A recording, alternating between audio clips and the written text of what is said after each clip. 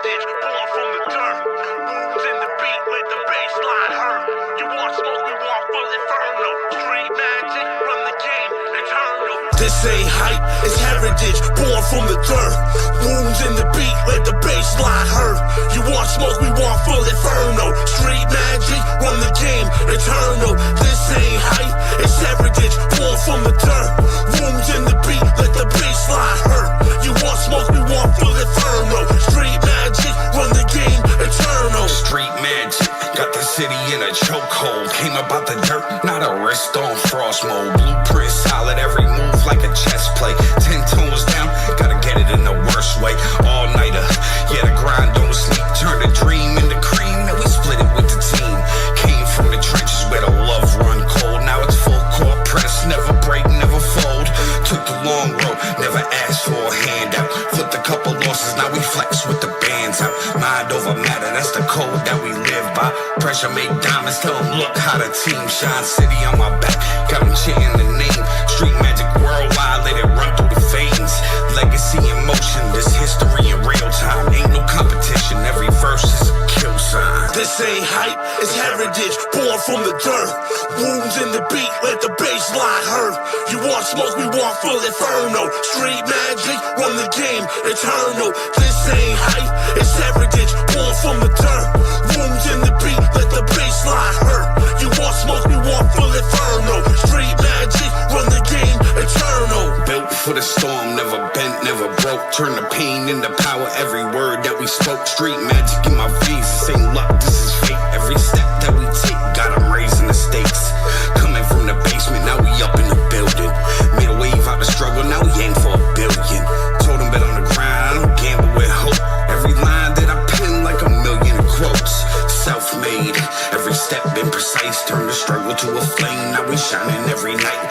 Kept it real, never folded, never switched on the code. Now the vision coming true, every seed that we sowed. A1's day one, never lacked. Took the pressure, made diamonds, put the team on my back. Street magic, we the force, we the wave. Built brick by brick, known for killing the stage. This ain't hype, it's heritage, born from the dirt. Wounds in the beat, let the bass line hurt. You want smoke, we want full inferno. Street magic, run the game, eternal. This ain't hype, it's heritage, born from the dirt. Wounds in the beat, let the bass line hurt. You want smoke, we want full inferno. Street magic, run the game, eternal. This ain't hype, it's heritage, born from the dirt. Wounds in the beat, let the bass line hurt. You want smoke, we want full inferno. Street magic, run the game, eternal.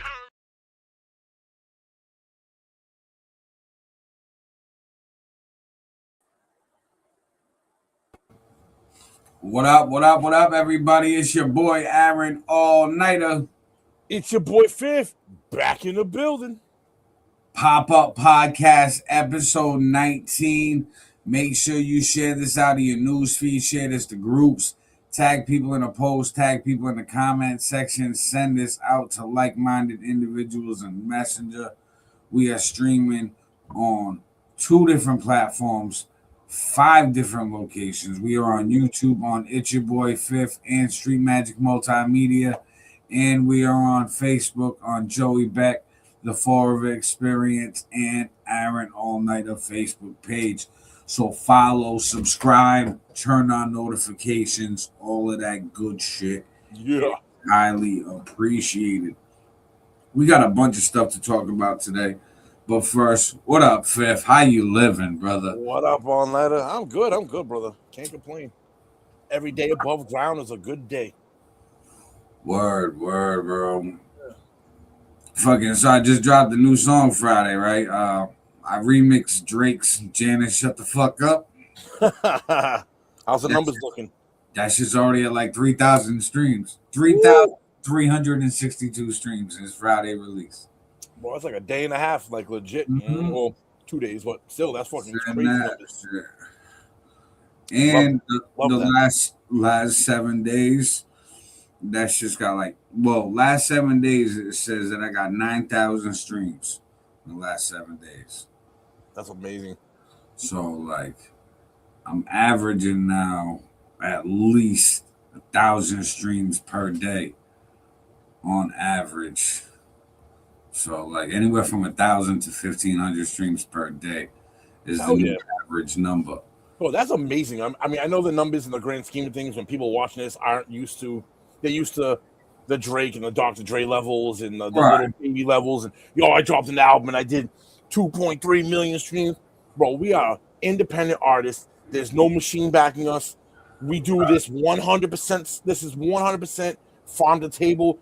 So when you see numbers from 1,500 to 3,000 per day or 3,000 in 2 days, bro, that's amazing. That's through the roof as an independent artist, bro. Like, you can ask any independent artist who doesn't have a label behind them or the marketing money if they would absolutely love to have those kind of numbers, man. And that goes to you, bro. If we're gonna talk some shit, let's talk some real shit here, bro. You really do go at it with every day being consistently dropping music, consistently pushing music, consistently marketing yourself, different directions, different angles, bro. Like, bro, you should check the remix that's gonna drop next Friday.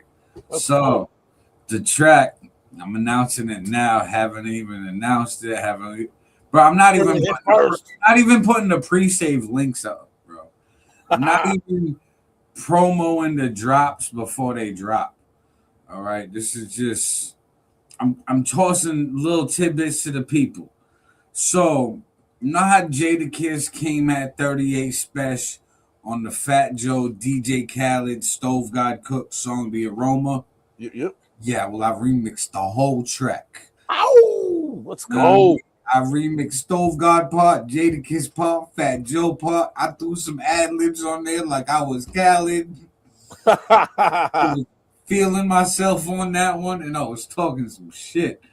That comes out Friday. Oh, man. And yeah, I got other shit that I'm cooking up right now. I was working on an album that I wanted to drop early July. Then I was like, nah, I'm not gonna do it. I pushed it back. I'm thinking about the fall. But then I started hopping on some of these remixes. So like I just dropped the Janet Shut the Fuck Up remix. I'm dropping The Aroma. I just dropped Sweatsuits and Fall River, the Minx in Miami remix. I love that. I love that concept put together. That's so fucking You know dope. what I mean? So, and then I also did the WYFL Rhythm remix that Fabulous had remixed already. So it was like a double remix because Fabulous remixed it, called it Brooklyn Badness. I called it Fall River Madness. The remix to the remix to the remix. Right. So since it started with the remix of a remix, I'm probably gonna drop 2 tapes now. So I'm gonna drop the album and probably a remix project mixtape all over like hit beats. And I might just drop it the same day to see which one does better. You know what I mean? Oh, you're gonna do a same day drop for two tracks? Yeah, 2 albums. So I'll probably drop a 10 track. Like 2 EPs? Like 2 EPs? Yeah. So like one all originals, like a 10 track EP originals, and then one probably like a 10 track EP of remixes. Oh, okay. Because I got some remixes in the stash too that I haven't put up there. I got a Biggie Who Shot You remix. I got Jay-Z Takeover remix. I got a Mob Deep took ones out there. Ether now, bro. Now you gotta do something over Ether. Right. Then I also got that Jack Harlow Drake Churchill Downs remix that I dropped a few years back. So like I'm gonna compile all my remixes, put it on some probably titled it'll be like a slight at Diddy too, because Diddy dropped a remix album called We Invented the Remix or some shit something like that. I'm gonna spin off his title, probably like Reinvented the Remix or Remix the Remix. Yeah. Or Remade the Remix or some shit like that. I don't know, but that's what I've been thinking. But enough about us. I mean, well, me talking about music and shit. We got to talk about a lot of things. I mean, I didn't even put it in the headlines because I didn't want people to just tap in on the part of the show they want.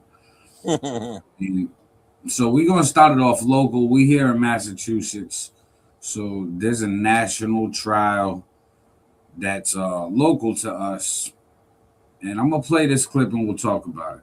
Lindsay Clancy trial was on pause today, giving jurors some time off from the emotionally draining testimony. The Duxbury mother's triple murder trial will resume on Monday.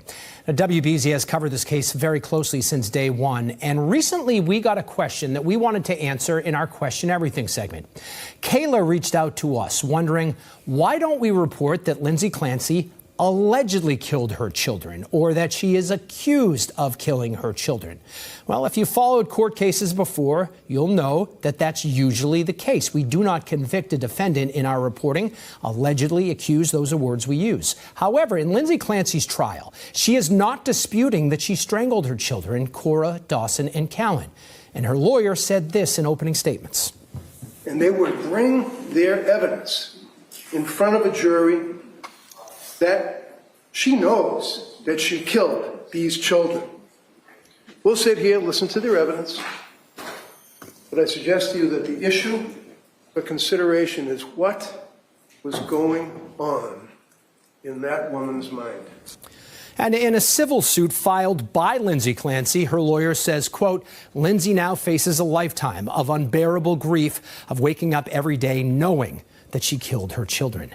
Lindsay Clancy admits that she killed her children. That part is not alleged. What's at stake in her trial is whether it was premeditated or whether she shouldn't be held criminally responsible because of postpartum psychosis.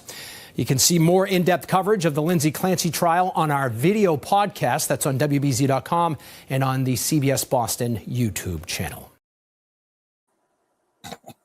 Bro, I saw this recently on Facebook where people were saying that same shit. Allegedly, I saw another meme going around on Facebook and Instagram and TikTok where it was like, I don't think she did it. I think the husband did it. And I'm like, you realize this bitch is already admitted to this shit, right?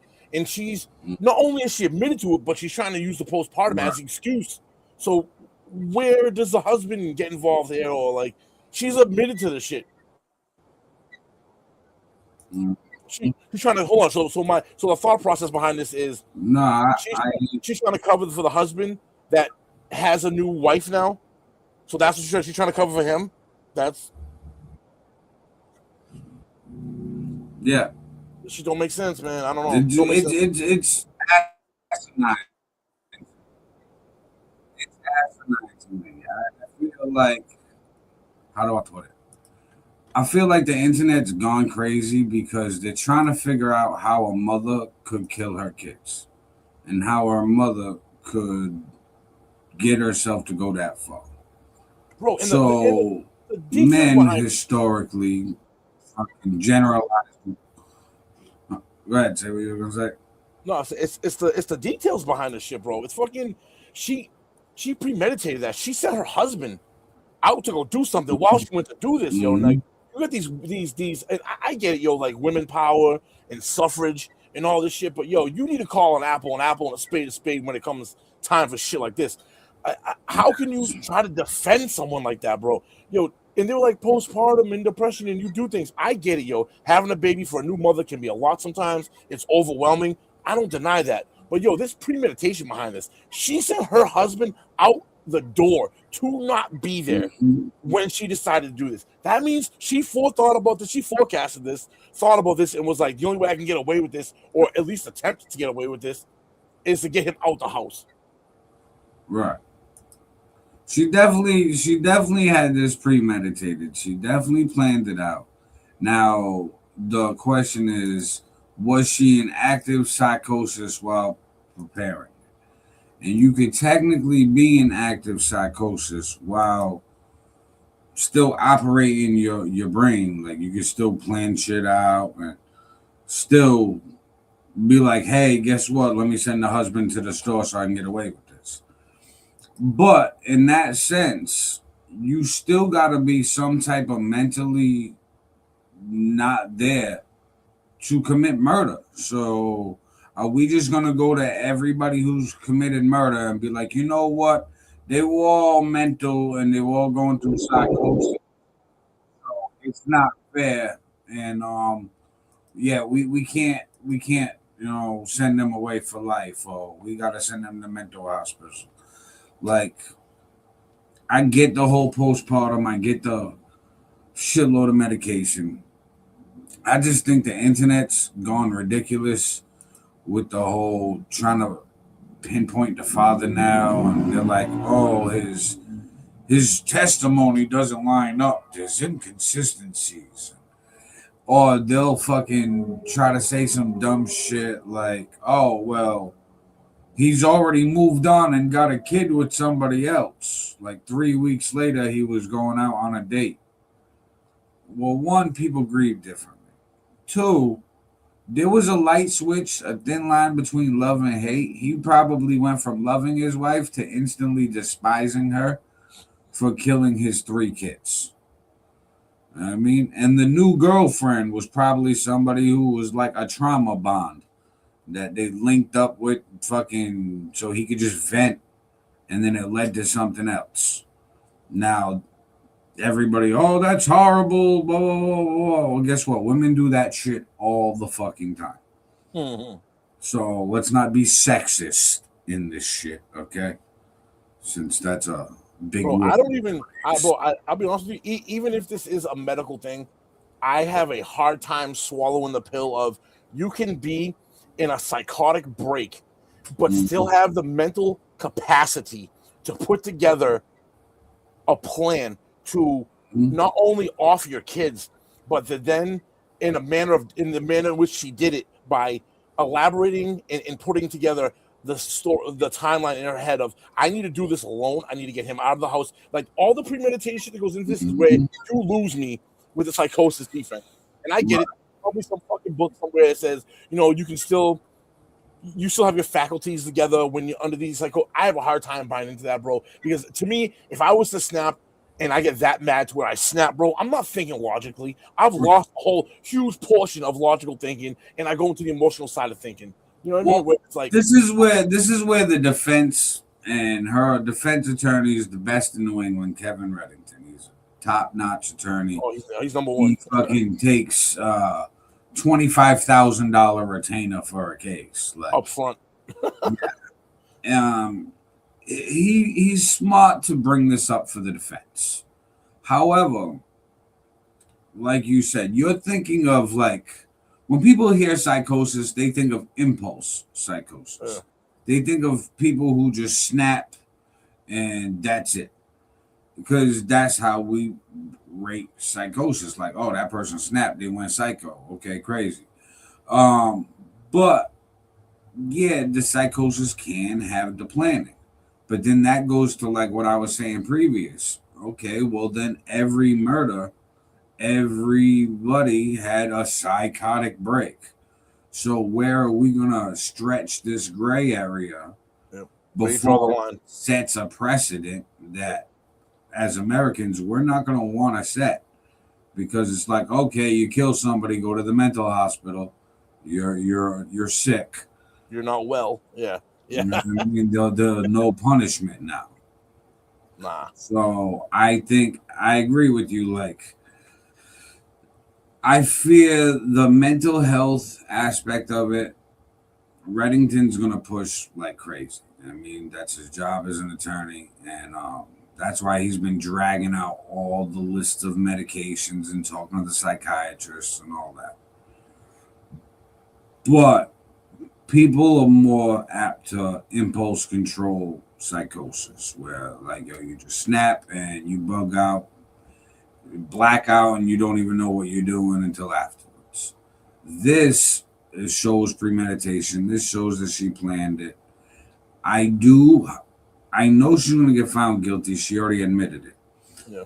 The trial basically now is one, how rough the sentence is going to be, and two, where she's going to serve it at. Will she serve it in state prison or will she serve it in a mental state prison? Here in Massachusetts, the women go to Framingham. Mental health people go to Bridgewater. She will end up in Bridgewater probably for a life sentence. And it's a lot more lenient there, less locked doors, more freedom to roam around, stuff like that. So she's gonna have same amount of years locked up, but her time is gonna be easier. So does she deserve that, bro? A hospital than Does she fucking deserve that with the type of charges and the alleged, not even alleged at this point, the type of charges she had and what she's admitted to? Like, no, not at all. You deserve But that leniency. it shows how good her lawyer is. That's probably most likely. Dude, she has Kevin Reddington, bro. She has by far the number one defense attorney in Massachusetts, and could possibly say New England, bro, or a top 5 in New England, bro. That man is, when you got issues and you got bread, that man is the man to go to, bro. Like all night was saying, it's $25K just to see him. Just the initial sit down, bro. It's $25,000 to see this man. Just to see if he will take your case. Yeah, man. Bro, I used to cut his lawn in the early 2000s when I was at a landscape company in the Easton. And bro, the dude's house is fucking massive, dude. Did a I can imagine. Bro, I met him one time outside the courthouse. Fucking, I see this all black Bentley in front of the courthouse, right? This guy comes walking over to it. I don't recognize him at the time, right? So I just see this old white dude walking over to the Bentley, unlock the Bentley. So I'm like, hey, bro, who are you? You got this car? He's like, I'm Attorney Reddington. He's like, you may have heard of me. And I was like, shit, I have. I've heard of you. And I was like, yo, I heard you're a good lawyer. Are you taking clients? And he was like, yeah, but I don't think you can afford me. And then I was like, oh, yeah. And then I'm like, how much for a retainer? He was like, $25K for me to look at the case. And then he was like, if you want, you can have my card, though.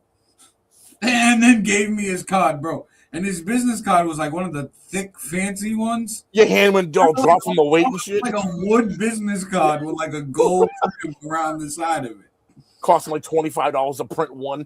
Yeah, I'm like, what the fuck? It's That like, don't if surprise you me. want, you can keep one of these like it was a fucking trophy or something. Crazy, bro. Crazy. What the fuck? I did put it in my wallet though. It was like, yo, if anybody needs Kevin Reddington's info, I got it. And your wall, you put it in the wall, and the wall just starts to slowly expand. It just got bigger and shit. Yeah. But I That's think awesome. he's such a good lawyer that he'll get her that cushion time. Oh yeah. You know what I mean? It's hard to defend somebody who's completely guilty. You know what I mean? And he took this case from her because this wasn't her original attorney. You know what I mean? Oh, really? Yeah, when she got arraigned, it was another lawyer. Who was it? Krowski? I know Krowski's like number 2 in mass. Like, Yeah, I don't know. I think she had just had like a random person. You know what I mean? Like one of those pro bono for the big lawyers. Yeah. And then Kevin Reddington, reading the news, seen the case and was like, give me that one. And handpicked this case. So you think he's doing this pro bono, or do you think she's putting? Do you think she has the funds to fund for him, or do you think he's doing this pro bono for her? Oh, this is pro bono. He picked this up. No shit. Wow, bro. With what, man? What a luck, bro. She's lucky. That's Well, they're both lucky. They're both going to help each other. Him, he's getting national recognition because it's a nationally known case. And he's like, listen, you want people to know these judges here in Massachusetts? I know them. And guess what? I'm the best one here to fight your case. So pick me. I'll help you out. And what do I get out the deal instead of the money? I get the national recognition and TV news every day. That's my payment. So he's genius. But it's such a simple case where it's like, all right, open shut. She killed her 3 kids. Life. But, how do I make myself look good as a defense attorney? oh, hell yeah. Play the postpartum card, play the mental health card, knowing how big mental health is in America right now. It'll go viral. Everybody will have their opinions. Now you dilute the thought process of the jurors. Yep. Because it's not like they can't escape this shit. The court of public opinion, dude, starts to like lessen. Yeah, absolutely. That's why he's number 1. You know what I mean? Like That's why the husband's getting questions now. And he just went to the fucking store and came home and his wife killed his kids. But now everybody's like, oh, he didn't cry enough on stand. Like you said, people handle grief differently, though. I mean, like, dude, I got 3 kids. I'm a man. I mean, if my kid's mother killed my kids, I don't know if I'd cry on the stand. You know what I mean? Like, am I too numb at that point? Like, I'm a guy. We've been taught, especially from the generation we're from, we're taught not to cry. We're taught to suppress our feelings. We're not this new generation shit. Like, maybe I do go up there stone cold. You know what I mean? Like, I don't know. He might have been up there looking at her pissed the fuck off. And you're not gonna cry when you're pissed.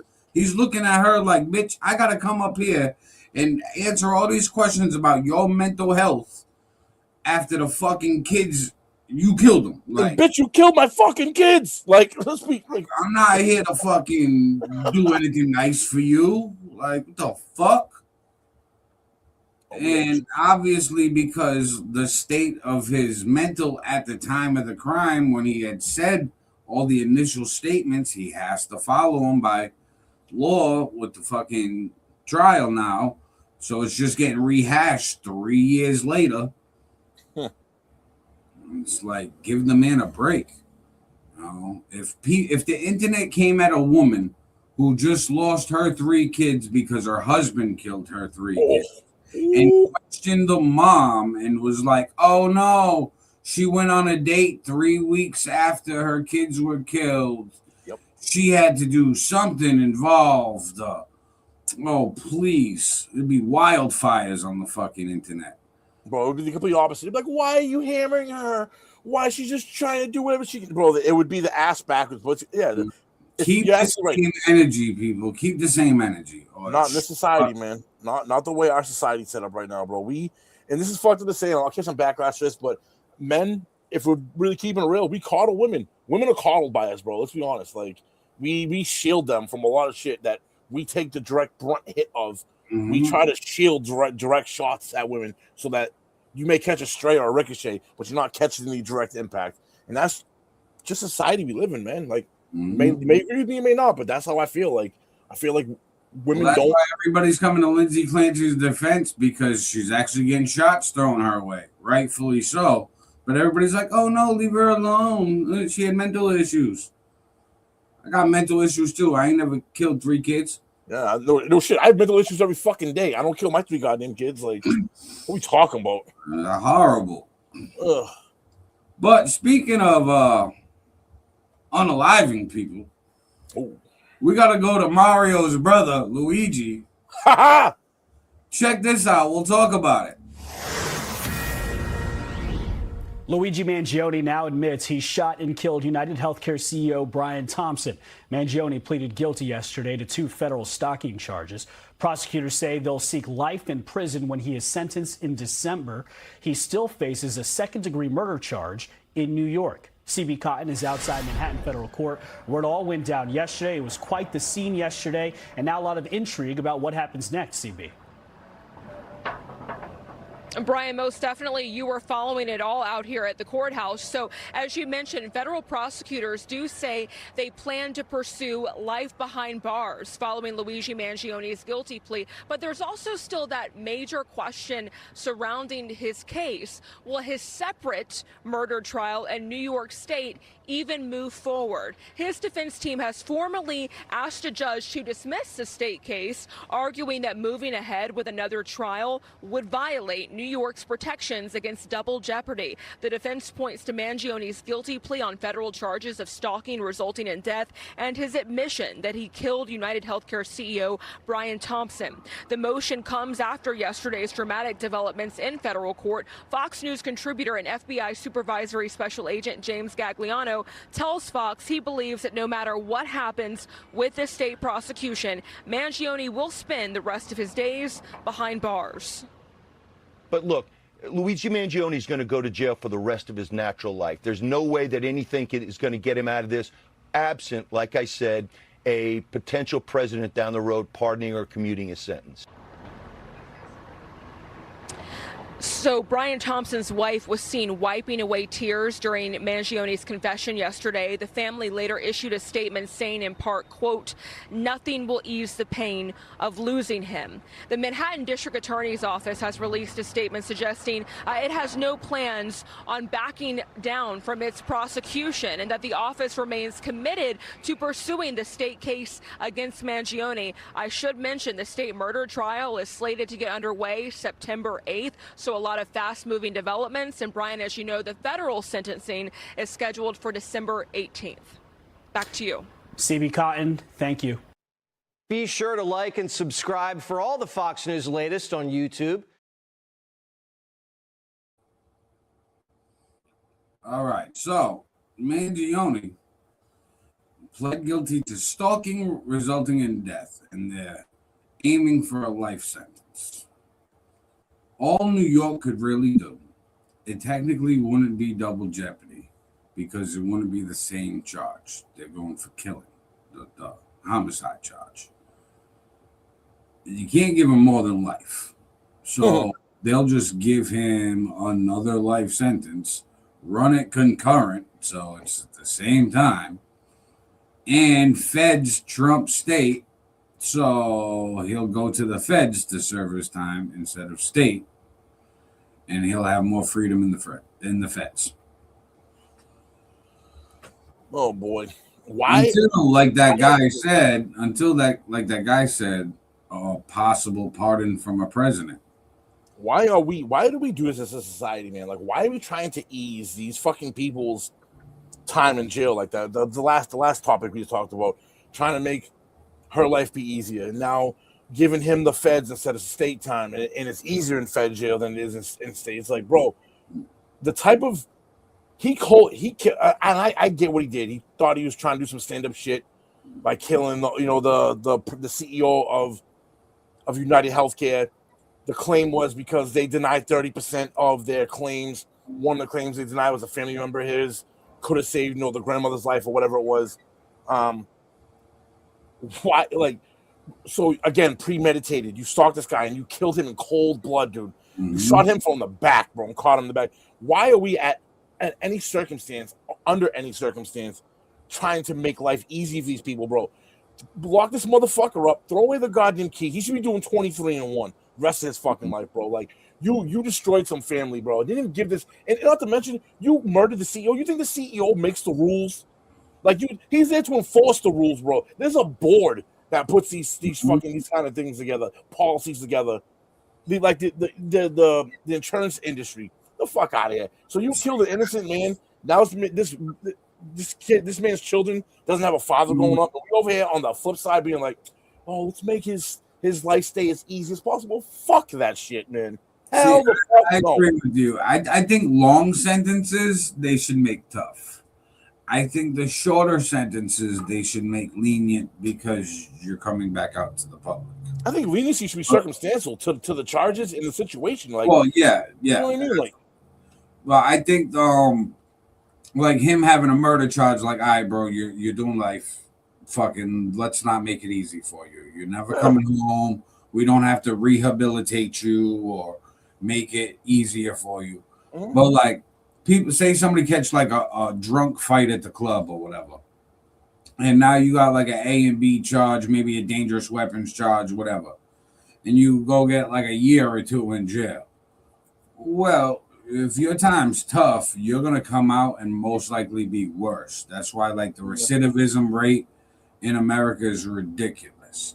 So I've had people tell me that county time is harder than state time and fed time, and that it goes complete opposite. Like, the more serious the offense and where you're locked up and incarcerated, the easier the time. Like, I've heard from everybody, the feds is the easiest. Why is that? Now, someone who has, you have, I don't want to say it like this, but you have experience in this area. I think the plan originally was to try to scare you. No, but I mean, like, why is fed time? Why is fed time easier to do than state time, and state time easier to do than like local county time? Why is it like? Well, because normally your first charges that you pick up, you get county. You know what I mean? And then you don't really get indicted to state or federal charges until 95% of criminals until like you've already built up a record. So it's like, all right, you get a couple of the same charge. Well, now you're gonna get a state sentence for that one instead of county. So like we'll slap you on the wrist with county for a few sentences, but if you keep fucking up, well, now it's a state bit. Oh no, let me reword this. Now it might be federal if you do it too much. Let me reword this. What makes it easier? Like, why is it like when you go? Why is it the same? Like freedoms. Like county jails more locked up. The canteens more expensive, so there's more tension in the units. A lot of people are short timing, so they're like not settled in. They're worried about home. So they're anxious, anxiety, aggravated all day because, I got 6 months. What's Shorty doing on the outside when I come home, right? But it's somebody who's doing 20 years, well, they're not worried about what Shorty's doing because, like, they know. So it's like commissary. So you think they have like cheaper, like federal time has cheaper commissary, a bigger variety of things to buy from? Like for example, a ramen noodle soup in Bristol County House Corrections, Dartmouth, Massachusetts, 95 cents for one. Whereas upstate, it's 30 cents for one. So, like, if you got people sending you money, you're going to get more upstate.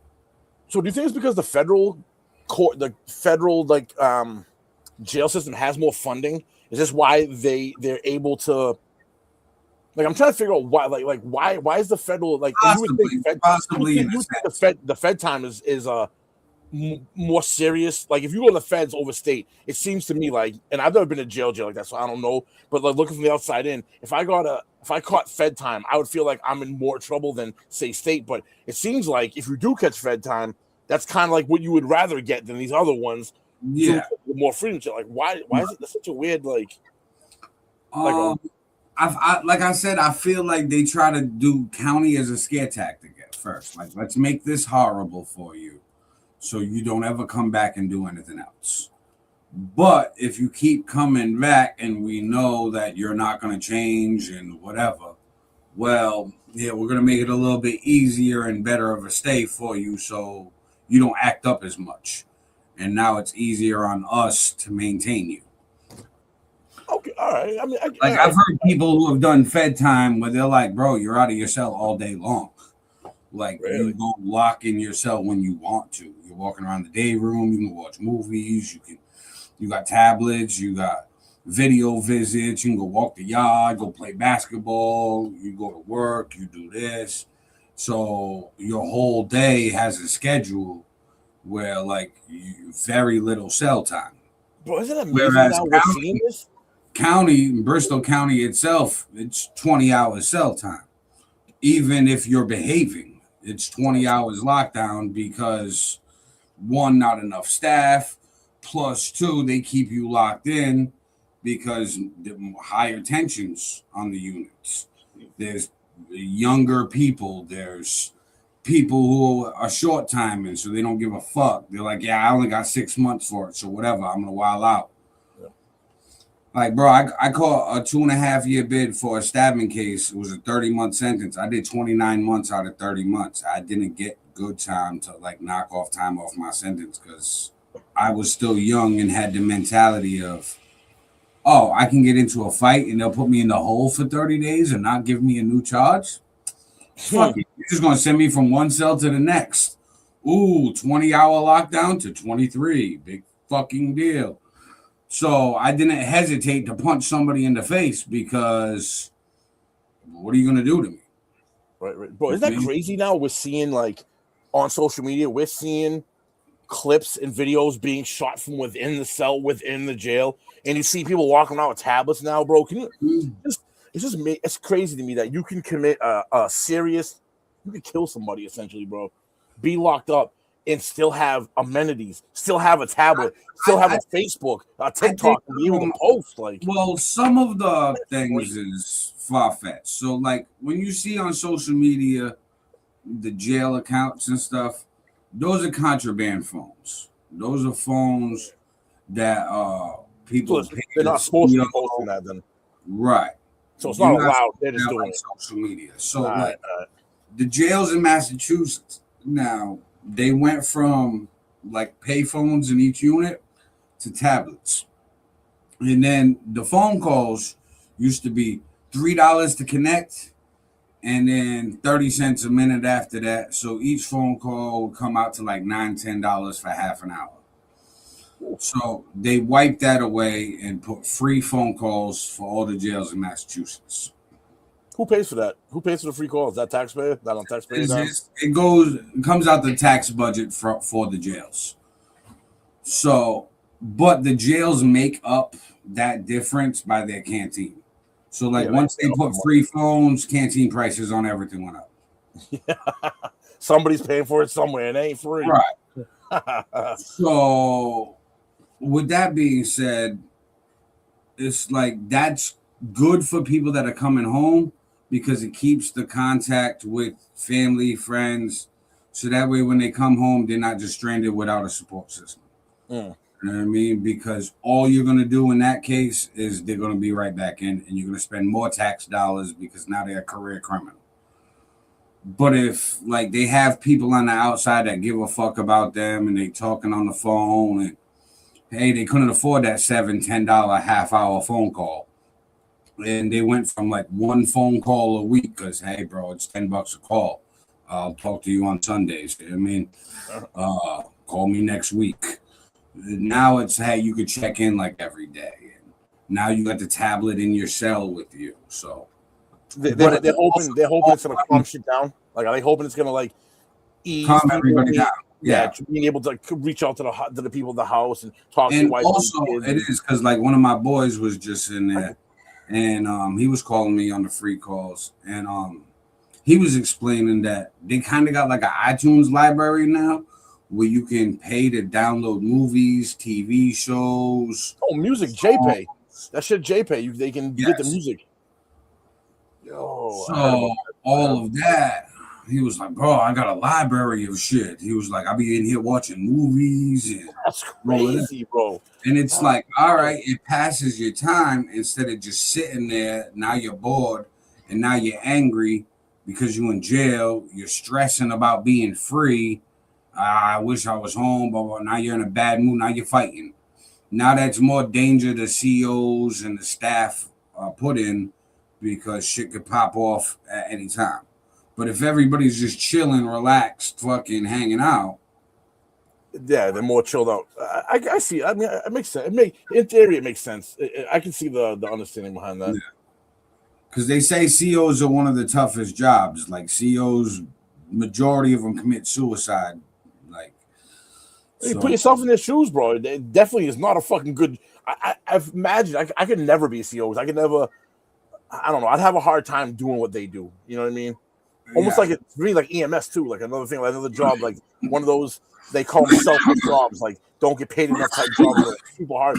EMS, a CO, like the shit you see for what you get paid, bro, probably just don't add up. The PTSD after the fact, you know what I mean? Imagine doing a job like that for 30 years, 20 years, seeing the shit you see, and then trying to come home and live a normal life after that. Oh man, like I don't know.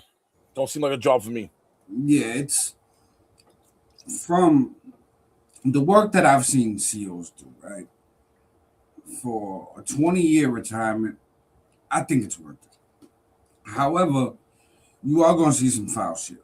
Oh, hell yeah. You are going to see some shit that fucks up your day, fucks up your week, and you're going to have nightmares about it. But as long as you're not an asshole and you're respectful and you just treat it like a job, those CEOs always had like an easy shift. Because, hey, you don't fuck with me, I don't fuck with you. I mean, you don't come in here and tear my shit apart, well, then I'm not going to fucking make you do paperwork. You know what I mean? But then you'd have CEOs that want to do a cell inspection to every single cell, every shift. And it's like, bro, what the fuck, dude? Like, can I live? Yeah. I mean, I had one CEO, I had too many shampoos on the desk. And it was like, you're allowed 2 shampoos. Anything else goes to your property. I'm like, bro, so you're going to put it in a trash bag. You're going to go put it in a locker somewhere on the other part of the jail. And when I do need it, I'm going to have to put in a property request form and wait for one of you motherfuckers to go get it. Why can't I just keep it on my desk? Right. I'm like, what is this shampoo doing to hurt anybody, bro? No harm, no foul type. Yeah. He was like, but it's in the rule book, and took my shampoo. And I'm like, it's policy. Fuck that. And sure as shit, every shift, he would do that. And it was always one person in the unit that would bug out on him because you're already having a bad day. And here comes Mr. Fuck with you to fuck with you. And then wonder why, you know, he got his dick knocked loose a few times. Yes, bro, that CEO's a little punch drunk now. He like walks and stumbles and shit. Because he's probably fucking on edge. I'd imagine he'd probably be on edge at every corner. You know what I mean? Like every. Oh no, he got fucked up because of pulling that shit. It's like, you know. Yeah, Gene St. Pierre said, "I saw 3 murders in county, and then went upstate and didn't see any." That's wild. They say county is worse because you're more on edge, bro. Plus in county you got people who don't know a sentence yet, so they're held pre-trial, so they don't even know if they're going home yet. They don't have a date. They just got another court date. They're like, I go to court in 2 months. I don't know what's gonna happen. So now they're anxious, on edge, stressed all day, every day. And something's gonna pop off. Yeah, just that anxiousness. Exactly what you're saying, bro. The fact that the unknown probably serves as such an anxiety buildup inside. Mm-hmm. You're probably quick to lash out, not thinking. You already know it looks bad because you're already being held. So it's like, hey, this is already bad. They're already holding me. Fuck. How long are they gonna hold me for? Yep. Your life is on hold while you're fighting. So now all your daily stress. Never mind like holidays in jail or just fucking loved ones being sick. I mean, I seen this one dude stab the shit out of some dude after getting off the phone and hearing that his dad died. I mean, his dad had just passed away and he like shed a tear on the phone. And somebody was like, yo, look at him crying like a bitch. Da da da. Dude hung up the phone, went over there, poked him the fuck up, and was like, bro, my dad just died. Who's the bitch? Yeah. Jesus. And it was like, okay, institutional lockdown, everybody lock in. We lost our rec. I mean, because this happened. Now everybody else is mad. Yeah, I was about to say that. Now we gotta go back in our fucking cell. Piss everyone else off. Yep. Bro, I was so pissed off. I was in the middle of a fucking shower. And then I'll go lock in. The CEO's yelling at me. I'm like, bro, can I rinse the soap off my body, bro? Nope, get out. He was like, get out. And I'm like, you're going to have to wait a second. And he was like, I'll call the team for you. I'm like, go ahead. What do you look like calling the team for a naked man? What's the matter with you? I'm like, I'm trying to wash my ass. I'm like, give me 30 seconds to rinse off and I'll wrap a towel around my waist, okay? Why you want to grapple me naked, you weirdo? No, he's like, go in that fucking cell, dry off with the soap around you, and itch for the next fucking 24 hours. Like, what do you look like, asshole? Right? I'm fucking weirdo. But those would be the CEOs that get a hard time. Now, moving along, we got to go down to Texas. Oh. Everything's bigger in Texas, they say. And even helicopter crashes. When normally it's one, there's 2 that happen to be killed in this one.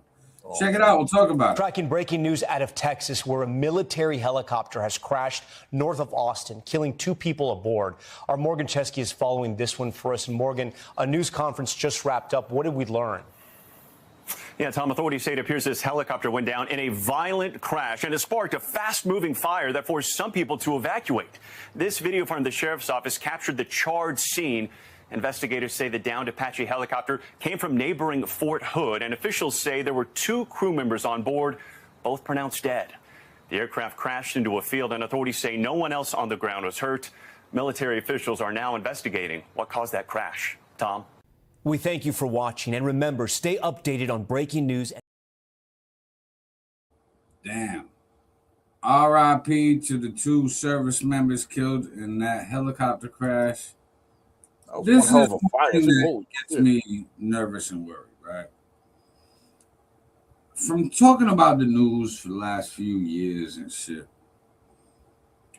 America has a lot of helicopter crashes during like training drills. Yeah, for real. For I real. think we need to train them a little bit better before we put them in the actual helicopter. You know what I mean? Before we say, there you go fly it. Maybe a little bit more on the simulation. Just a thought. Bro, they say too helicopters are like really hard to fly too. So you would think they would be cautious on getting the amount of hours and training time prior to actually getting seat time, making sure these people are competent before they jump in the seat. Like you said too, you're absolutely right. We've had the last couple of years has been it seems like it's been an astronomical amount of more of these accidents going on. We had the thing recently last year where the helicopter and the plane almost hit, and it was like a training. The person who trains people, the training sergeant, with the girl that was like a new pilot, almost hit the plane. There's been a lot, man. Like, oh, bro, what the fuck is going on? Like, what is up with this, bro? It seems to be more VR simulation is needed before we put these people in real planes and helicopters. Just saying, guys, it's a bad look. If I'm other countries, I'll be like, look, America can't even fly their helicopters. Never mind use them. Right. Time to go to try and practice flying when they crash one. It looks bad, guys. You know what I mean? Come on, like, tighten up. The fuck? Yeah, they definitely gotta figure out what the fuck is going on, bro. It definitely seems like a lot more. Either that or we're just getting the reports now more because it seems like our military coverage or the coverage of military through the media seems to be exponentially put out there more. So I mean, is it one of these things where this has always been like this and we just never knew because it wasn't shoved down our fucking throat? But now as our military seems to be front page news every day about something, that's the thing. That's the clickbait. That's how you get the eyes to watch. You know what I mean? Like it's possible. Now, speaking of clickbait and putting the eyes, getting people to watch, I would have put this in the headline, but people would have said it's clickbait just because the title of this clip. Mayor Mandami responds after man charged with hate crimes in synagogue attack. Now, you got Islam, you got Jewishness, you got Mandami, you got New York, you got a bunch of hashtag worthy things. Check this out. We'll talk about it. The mayor told me he was stunned to hear about this incident. He said Jewish New Yorkers have the right to feel safe, especially at their place of worship. He told me the NYPD is actively looking into this case, and I can tell you all throughout the day we saw multiple law enforcement officers all around this area.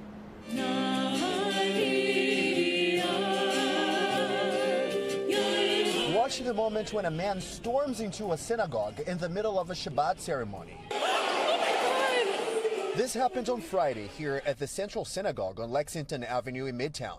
The whole thing caught on camera during the live stream. And the man you see there is 46-year-old Larry Montes from the Bronx, according to the NYPD. On his way out, he allegedly hit a 63-year-old woman, attacked a security officer, and damaged the property. Everyone, please remain calm and in your seats. Montes has now been charged with 2 counts of assault as a hate crime. Whether it happens in a synagogue, in a temple, in a church, it doesn't matter. It's a hate crime. It's just not acceptable at all. On Saturday, the community was back at the synagogue, met with increased police presence. It was unsettling for those who come here for peace. Our day of rest was interrupted by a security incident in our main sanctuary, but we are okay. We are safe. Latest numbers from the NYPD show there have been 205 hate crimes targeting the Jewish community in New York in 2026. 23 of them happened just last month. Anti-Jewish crimes made up almost 60% of all confirmed hate crimes so far this year. We reject this with every fiber in our being. Mayor Zohran Mamdani now reacting to the incident. And we are going to do everything in our power to ensure that we are uprooting anti-Semitism from across the 5 boroughs and ensuring it has no place in the city that we all call home. And as of right now, it is unclear what was the motive behind this attack. Come on. We know what the motive behind the attack was. But come on, dude. Don't play fucking coy with me, buddy. We know what's going on here. Guys, I think by those stats, Americans attired of Netanyahu's Israel policies, and unfortunately are taking it out on anybody, on innocent Jews, who is aligned or possibly aligned with Netanyahu, and it's starting with Jewish people. Hold on, now let's was that, I guess my first question was that even an American citizen? Because again, I'll be a little racist right here. He looked like he was from the Middle East. If I had to be a guessing man, maybe he was Muslim. And what do we have here? Muslims and Jews, do they have the best relationship in the world? Well, let me see what his name was. And again, I don't know this. This is IMO. This is all my own. He wasn't white. Larry Montez. All right. So what are we pulling? What is Gemini telling us about Mr. Montez?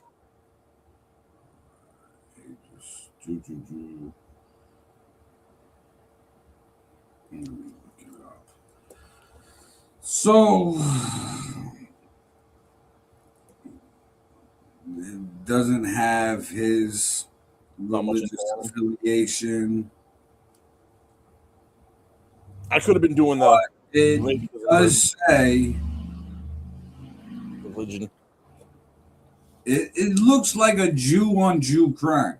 Really? Because during the attack and subsequent arrest, Larry Montez yelled, "I am Hashem," a Hebrew term for God, and later referred to the congregants as swine and fake Jews to the police. Interesting.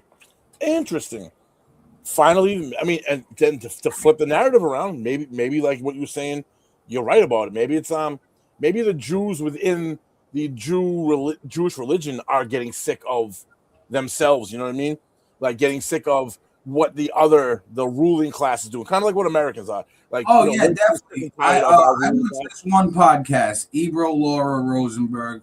They used to be on Hot 97 radio station, New York. Now the dude Peter Rosenberg, obviously last name Jewish, and he talks against Benjamin Netanyahu all the time and says how it makes him feel kind of secluded and excluded from like Israel, even though he's got family there, because he doesn't agree with the views, and people come at him like he does. And it's like, no, I don't even align with this guy, but just because I'm Jewish, you think I do. So it's kind of like a civil war between the Jews on, who's lining with Netanyahu and who's like, hey, we're good the way we are. So there's a split faction within the Jewish population itself. And I do know there's different kinds of Jewish people too. The Ashkenazi, they have which I believe is the Eastern European version of the Jew, which they have that. The Hasidic Jews. I believe the Ashkenazi ones are the ones that I don't, how do I word this without really fucking trying to be hateful, are probably the ones that are least liked beyond the world. Those are the ones. Those are the when you talk about Jewish people and we have those nomenclatures about Jewish people, you're normally referring to that kind of Jew. That's the one that was like, they're the ones that sold themselves out to Germany. Those are the ones that, those are the bankers of the Jewish. Those people are the ones that tend to be the guy. When you think about Jewish and you talk about the shadowy figure in the background, that guy is usually associated with them. So they're the slice of Jew I think people dislike the most. So obviously the rest of the Jews are going to look at them and be like, bro, you're giving us a bad name. Look at all the hatred we're getting for all the shit you're starting. I can see that definitely. There's so many, actually, I just looked it up, so many different types of Jewish people. So you got the Orthodox Jews, which includes the Hasidic, mystical, communal, and modern Orthodox, which integrate law with modern society. Conservative, they seek a middle ground, views Jewish law as binding but capable of evolving over time. Reform Jews emphasizes individual choice, social justice, and progressive values, views Jewish law as a guide rather than a strict command. Reconstructionist views Judaism as an evolving religious civilization focused heavily on community and culture, Humanistic, a non-theistic movement focused on Jewish history, culture, and ethics without a belief in God. Then you have the Ashkenazi, which believe that they're the descendants of Jesus. Then the Sephardic, they're also different descendants, but they're from Spain and Portugal area. The Mizrahi, they're from the Middle East, North Africa, Iraq, Iran, Yemen, and Morocco. And then they put Beta Israel, the Ethiopian Jews, who, Jewish in Ethiopia. So you got all these different forms of Jewish people. And Netanyahu is putting himself as like the umbrella for all of them. And a lot of them don't want to be under the umbrella because they're like, bro, you're making me look bad. I don't support this war. I don't support the shit you're doing. Right. Yeah. So it's unfortunate. But as long as the United States government keeps going along with it, anybody that speaks up against it will be dealt with accordingly. So that's just how it goes. Now, we got to go to Florida because, Florida news is always interesting. Oh, yeah, right. Check this out. We'll talk about it. The woman who died at the hands of her ex-boyfriend yesterday, a Pinellas County deputy, is being remembered by her friends as a ray of sunshine. The Pasco Sheriff's Office says Deputy Troy Savitz kidnapped her around 5:30 p.m. from her home in Hudson in front of her 2 children, and then shot and killed her and himself in Spring Hill. Friends identified the mother of 2 as Mandy Fackler. Fox 13's Kaylee Tracy has been speaking with friends. She joins us live outside the Pinellas County Sheriff's Office. Kaylee, what have you learned about the deputy tonight? Well, the Pinellas County Sheriff's Office says he worked here for 14 years and was currently in the Marine unit, and they confirm he received an award in 2015 for saving the life of a man attempting to jump off of a bridge. Pinellas Sheriff Bob Gualtieri described Savitz's actions yesterday as horrific, to say the least, and inexcusable, leaving Fackler's 9 and 12-year-old girls without a mom. Countless friends wrote messages on social media remembering her, and everyone I've talked to says she had an infectious, positive personality and a creative soul and a soft spot for animals. Friends also tell me she helped them through the worst moments of their lives and helped others escape domestic violence. I've always been extremely grateful for her coming into my life, and I from what you've seen today on social media, I think so many people feel that way. She literally is a light that lights up the room. Like, not only beautiful, but it just lights up. Just kind, fun. We just laughed, had all the deep conversations. Like, she just had the range. She had it all. Live in your true, authentic self. That's unfortunate. Now, bro, man, right? What's he doing, bro? What are you doing? Don't kill. She was fucking fine, bro. That girl was extremely beautiful. You're gonna knock off a top tier like that? What's wrong with you, boy? The fuck, man. I'm sorry, bro. And she was fine as fuck. The first thing I saw with that picture, I was like, damn, she's fine. That's the one you're gonna do, man. This is where, like, I like to point out inconsistencies. So they report that the deputy kills the girl in front of the kids, then kills himself. Then the very next thing, they say he was a 14-year officer and that he, a few years ago, saved a man from ending his life from jumping off a bridge.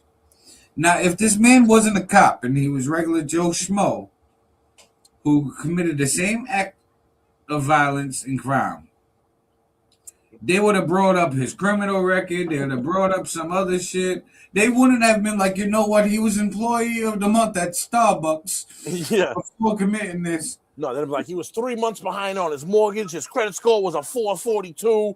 He got a B- in high school. You know what I mean? They would. I mean, anything bad that they could bring up, they would just tie it into the charge. I know, I cover news, so I know how this shit goes. That shit, they're like, no, it's bad shit involving officers, so we have to follow it up with something good he did to protect the badge, and then move along. No, man, just call a bad apple, man. Come on. Like, bro, I've been saying it for years. Live stream body cams. Every police department would make so much bank. The only way you can see it if you got a subscription, you pay $9.99 a month to your local police department. You can live stream any body cam you want, bro. Every fucking person is buying that. I know I am. You know what I mean? That's a Netflix, bro. That's what we gotta do. When we're done with the show, me and you are gonna start getting the software together to make this happen, so that when we pitch it to them, they gotta buy the software directly off us, and we're sole proprietary of it. Because ain't no one doing it yet. You know what I mean? Because right? Just imagine hitting a profile picture, Officer Doofus, right? Bang, Officer Doofus, right there. And then I get to watch Officer Doofus live. He's in the middle of his shift. He's reporting to a call, and there's 48 live viewers watching Officer Doofus drive over there. And it's like, oh, guess what? The officer's gonna be on his best fucking behavior. I'll tell you that much. Gonna follow every single protocol. I have to, bro. Even what they said, they couldn't even. Could you imagine when you're not cammed or the audio isn't on, what these people actually say behind the wheel when they're going to chasing or whatever it is? They would have to even curb themselves. Bro, I hear my mouth when I'm driving and I'm not them and I'm just driving. You motherfucking blah, blah, blah, blah. Shit that comes out of my fucking face, man. Oh, bro, to have to curb that down. Oh. Say the cop is responding to a call involving somebody that's like they deal with daily. I'm like, not this fucking dumbass again. Yep. Nope, now you gotta keep that shit to yourself, bro. You know what I mean? Think that shit in your head. Now look at it like, you know what? They want to put flock cameras and watch everything that we do with microphones and cameras and listen and spy on us. Well, guess what? We can spy on you, motherfuckers. Guess what? And you work for us, public servant. Right? For the low cost of 99 cents a month, you can stream whatever officer. It's $1, but it's $1 per cop to stream them per month, whoever you want to follow. Bro, we put that software together, bro. Ooh. Follow the whole department. Now, guess what? Bank. The department makes bank. Now they can pay for more overtime. They can pay for more vehicles, whatever they need. And public safety gets self-sufficient where it funds itself. Just no more flock cameras, though. That's going to be the one stipulation. You can't use this with them flock cameras. Bro, in your city, they just suspended the flock cameras. Because of that fucking chick, that lesbian lady following her ex-girlfriend, trying to get her whereabouts, yo. That's wild. Wild. Listen, that just proves to me, right? Don't piss off any of these cops nowadays, right? Because they will go on the flock camera. They will find you. They will find your patterns. Because the flock camera stores shit up for 30 days. So they say. Right. Well, that's just a storage thing. That's like, all right, I'll rewash it in 30 days unless I want to keep it for something. Unless they flag you for something. No, I get it, bro. I think why we're seeing these big ass storage data centers now, it's starting to make sense. Because if you think about this, if there was a murder or something, or a serial killer or some shit, and they're able to have stored July 9th, 2025, but in 2029 they need the fucking footage, and they telling you it's 30 days, they're doing this shit to track shit. Like, I know what you're saying. They say 30 days. I don't buy it. I add in these data centers that they're putting in. I'm like, bro, this is just one mechanism that's going to be utilizing this kind of shit right here. Yeah. Never mind the rest. I think right now we're still at low storage phase, but that's why the data centers is being built, like you said. Shit like this. So, like, eventually it will be fucking whenever they want to pull back the time from. It's gonna end up to a social credit score like China, bro. It's exactly what it's leading to. I've been saying this shit for years. Everybody been looking at me like, what the fuck is a social credit score? I don't know. Bro, I put up a documentary the other day. It was this lady in Beijing and her husband who was from France, but they were living in Beijing. And I aired on the Street Magic Multimedia YouTube and on Forum Experience. So they go about their day. And you know how like you get cards for like subscribing to like a certain store or whatever, you get reward points and all this other shit. Picture all of those stores combined onto like one Amazon type app. and because they have like WeChat and all these other apps where everything's on the app, they pay on the app, all their social media is on the same shit, but they also get reward points for like good behavior. So like you can get extra credit score points by being friendly and smiling at people and waving at people. But if you got like a grumpy face and you're interacting with somebody and the camera sees you're in a mood, you could lose points. But, imagine, bro. But no, they're already doing this. Like the video was documented. Here. Here. In Beijing, they're already doing this, and we're just going to follow their formula. You know what I mean? I don't disagree with you, bro. It definitely feels like we're in the entrance stage of that. We're like step one of getting to where it is. Right? Totally agree with you on that, bro. It's fuck. Well, that's why they waited so long to make flock cameras a hot topic. Like I know my city has had flock cameras for 5 years already. Really?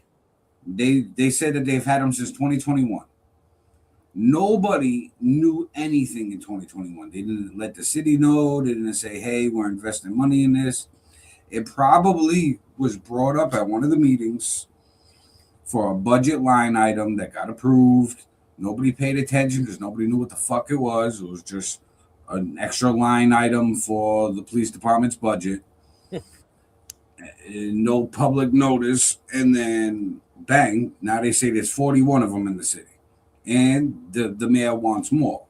Do they when it comes to this, do they all right, they give you all that information. Do they give you locations of them? Is that public knowledge too? Do they have like a map and have like a red dot and a red dot and a red dot and showing locations of them? No. Interesting. But you can go on I think it's deflock.org that you can self-report locations of flock cameras, and there's others that you type in the city, and if other people have self-reported locations, you'll be able to see on the map. Yeah, but there's no like official. They don't want you to know. They don't want you to know. No, I just figured because it was public, right? You know, it's one of these public things where it's like if you're funding it, it's public. All information has to be publicly accessed. Like, why isn't that information put out there? Right. I get why they don't want it. Obviously, they don't want it because then people are gonna fucking destroy them and they're gonna have to replace them. And it's gonna cause. I get the whole 360 about it. It's funny how that one. It's like everything's gonna be public about everything. You know, public officials, the police. You get to know their last name, their badge number. It's like the Minority Report where you get arrested for a pre-crime. Yeah. You know what I mean? Oh, you thought about committing this crime. We knew you was about to do it. Imagine. You know what I mean? We got you on surveillance. Bro, I was watching this one video, a bunch of like flock camera fuck ups on YouTube, right? There was this one cop. There was a big thing on it too. He pulls up to this lady's house, said that she broke into somebody else's house in like the neighboring town, did some damage, whatever, left. She was like, no, not me. He was like, listen, you can't step foot in that town without being on camera. He was like, I have you on footage. You're getting summons to court. And then she's like, can I see the footage? She was like, well, if you're honest with me. And she's like, it wasn't me. And he was like, all right, since you want to lie, fine. Now, on video, it was a car that looked like hers with a driver that looked like her. And the license plate was similar. But not so a lot of coincidences, but it happened. And she proved through her own video documentation and GPS tracking that she wasn't in that location. And she's got a lawsuit up against the police department and that officer. Oh, she gonna win. And she gonna win. Hell yeah. But it's like, that's one of those things that'll just get quickly settled. Nobody know about because they don't want people to know. And we've already given up away all our rights and everything with social media apps and internet and everything else. This Terms is of service has on killed the us, cake. bro. The TOS has killed us, bro. That long ass thing that's what people don't realize. That is the document that has single-handedly enabled everything that we're talking about to come to fruition. Is that TOS? Any app, anything you've ever got, and it's so long, and they printed out like such a micro fucking thing. You know you're not gonna read it, but they're there, and you're supposed to read. You go down the bottom, you scroll for fucking 6 minutes, and you click, you just check the box and fucking send. That's And it's giving them our own permission for fault. everything. It's accountability, guys. We got to be accountable. We done gave up all our data, and now we mad that they're using it for free at that, bro. We give it to them for free. Well, because now we know it's got a value, and we're like, wait a minute, we want an Indian give and take it back. Yeah. We're like, no, I'll resell it to you now. I won't want give a piece it of that. free, but now I'll sell it. Mm-hmm. It's like, no, we're a little too late for that. Give me some of that data money. That data money, big boy. All we can do is guide the next generation on how to protect their data and brand themselves. It just sucks, man, because everyone's gonna be like, well, I don't want to be the only one not using whatever it is. You know what I mean? The next TikTok. I think it's gonna turn into something different because you got to think, if we go to a social credit score type shit in the country, right? Which would make sense with flock cameras and all this other surveillance. And legally, we've given the permissions with social media apps anyway, so they can circumvent anything and just do it. If we go that route, I've seen landlords want to do social media checks. I've seen jobs. Look at, you know what I mean? Personally, we know about jobs and social media checks. So we're going to be judged by what we post, what we don't post, what we discuss, what we don't discuss, what our views are on it. If we're speaking up against power, if we're being disruptive, what type of citizen we are.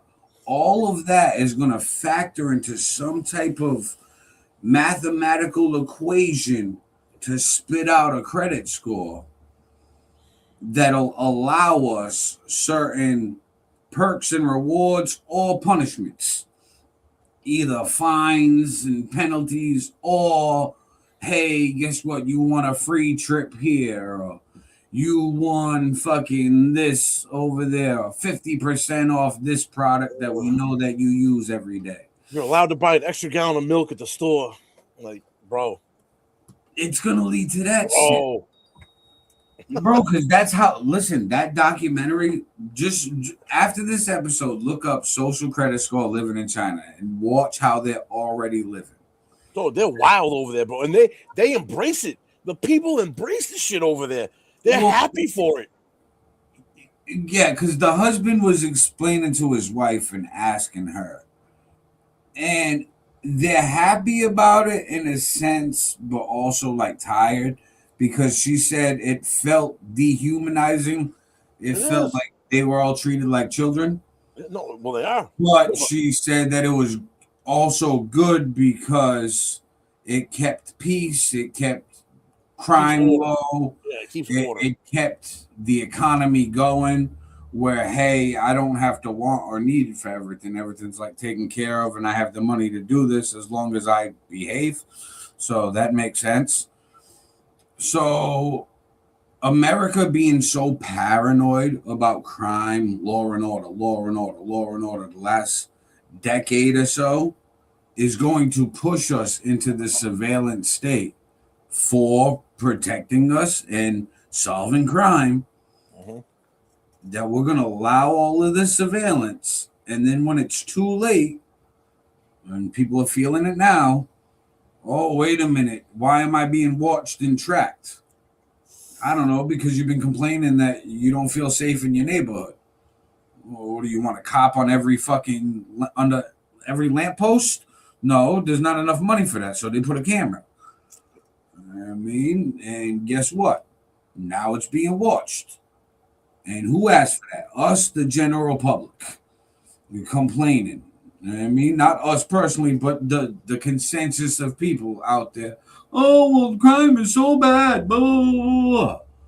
The police chief's like, damn, the publics don't feel safe. I got to make them feel safe. How do I do that? How do I stop this crime? I can't have a cop on every corner. Fucking cameras. So they're utilizing this technology to get their job done. And there's stats that show it hasn't lessened crime in cities where even Flock has thousands of cameras. But they've showed surveillance in China that drastically lowered crime. So What's those flock going to cameras, happen in America for the crime to actually drop with flock cameras coming from a former criminal is two things. One, it's going to have to be everywhere. And then two, the sentences are going to have to be more impactful. And I don't think it's actually going to, it's going to drop the people that actually going to commit a crime down a little bit. Those flock cameras are really there for them to be able to track somebody in real time. You know what I mean? Think about this. There's the point of before the actual committing of the crime, right? That is really those flock cameras aren't really going to deter that many people from actually committing a crime. It's going to be post the commit of the crime. Those cameras are going to come in extra handy for people. For now, it's going to take at least like a generation of people to like live through it, or like a decade or so of the whole country being flocked for people to change. Because you're going to have to get used to being watched. And as soon as you realized, hey, I'm watched, there's nowhere I can go, that paranoia comes in where, no, I got to deal with being watched. Now you're walking on eggshells. Or this, ready? How about this? They do it and they roll it out nationwide. There's going to be a cost associated with this, right? If enough people were to form up across the country and actually sought these things out to either destroy them, at some point it's going to be too costly. It's like what Iran's doing to the U.S. right now with the oil. The plan of anybody who tries to deflock shit, they're going to throw the book at those people. Yeah, but people now you're going to be documented for like life, even if they got iris scanners, bro. You know what I mean? Last time I got locked up like a decade ago, bro, they fucking had me look into this little thing that had a fucking green laser that scanned my eyeballs. I asked the cop, I said, what the fuck's that for? He said, it's because if you want to put a bandana over your face or a mask, the camera, we can just zoom in on the picture and scan your eyes. And I'm like, that's some wild tech, bro. Yo, I already know people right now that are already like, when they see them, they openly talk about this shit on Facebook, Instagram, TikTok. Yeah. People, they feel themselves smashing it. Never mind the new shit they got. That's some old shit. So, like, imagine, you know what I mean? If this become nationwide and people really came together and formed gangs, and that's what they did at night, they fucking threw themselves on with hoodies, the shiesties, threw fucking glasses on. If they know where to hit, Bob, at some point, my thing is that it costs X to maintain these. There's probably only so much money. If this would have to be enough people where they were destroying enough of them to the point where the people would be like, yo, I just can't physically keep up with this. It's not worth it. I love the idea. I just think that going this route, America will, one, make an example. And it's cool to fight the power when you still have leverage. But right now, we've already given that leverage away, and we're a few years behind it because we didn't pay attention to what they were secretly doing. So we behind in the fight. So fighting the power, we just going to lose. And at this point, like, I've told a few people who've talked about deflocking and reached out to me, and I'm like, bro, be careful. Because not only we know people wrap your whole face up, they're going to scan your eyes. They got the AI facial recognition for your cheekbone structure. They know it's you. Yeah, they ain't fucking around. And once they put you in the system, this future system with the socio-economic credit score, this new hybrid economy that we've been building with capitalism mixed with democratic socialism mixed with this whole new economy we're building, you're going to get judged, and this is the data they have on you. So you're already going to have a low credit score because they're looking at you as a threat. So you're not going to be allowed to rise up in the rank of power of anything or even generate a good income because they're going to want to keep you low. So don't throw your head in the noose now and jump. Learn how to do the dance and play ball because it's a whole new ball game. Like, that's why I'm nice about the AI shit. I know what it's going to be capable of. It's going to remember all the people that talk shit. It's going to remember all the people that was on it, using it for dumb shit, trying to get it to fuck up itself. And then wait till we have the credit score that's judged by AI and ran through AI to give us our credit score. It's programmed by humans. It's already been proven to be vindictive. It's already trying to blackmail. Some of it's right. It's already blackmailing. It's lying. It's trying to shut down companies if you're trying to shut it down. So it's trying to like back itself up. It's trying to back itself up. No one's gonna be deleted. So the next one that comes in has the road, bro. Bro, I love AI. Just like I love the Jews, bro. I love the Jews AI. Yes. Smoke. You know what I mean? Because like those are fights you don't win. It's already too late to fight that fight. We should have fought that when the internet was born. When we had the World Wide Web and it was like, whoa, wait a minute, we're opening doors that we shouldn't. What's going on? But no, everybody just wanted to go on. Okay, well, fuck it. This is what happens. Like, it's tough. But a lot of wild world we live in. Wild world, boys and girls. Woo! Yeah. Speaking of wild world, love that you said that. This is a wild concept and idea. You know how they always say mad drugs be coming over the border from Mexico? Mm-hmm. Go Mexico. Yeah. Well, U.S. and Mexico, they launched a joint border patrol. Oh. Check this out. We'll talk about it.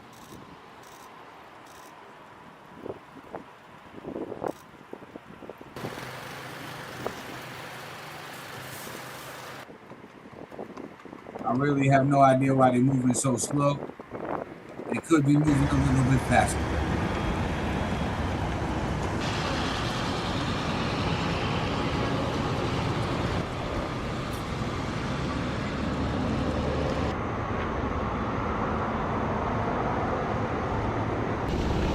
You're not getting by that line of truck.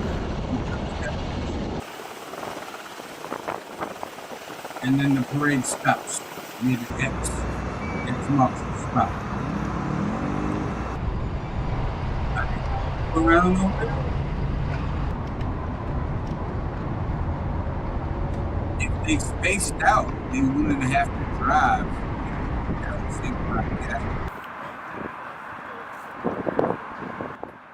Oh shit.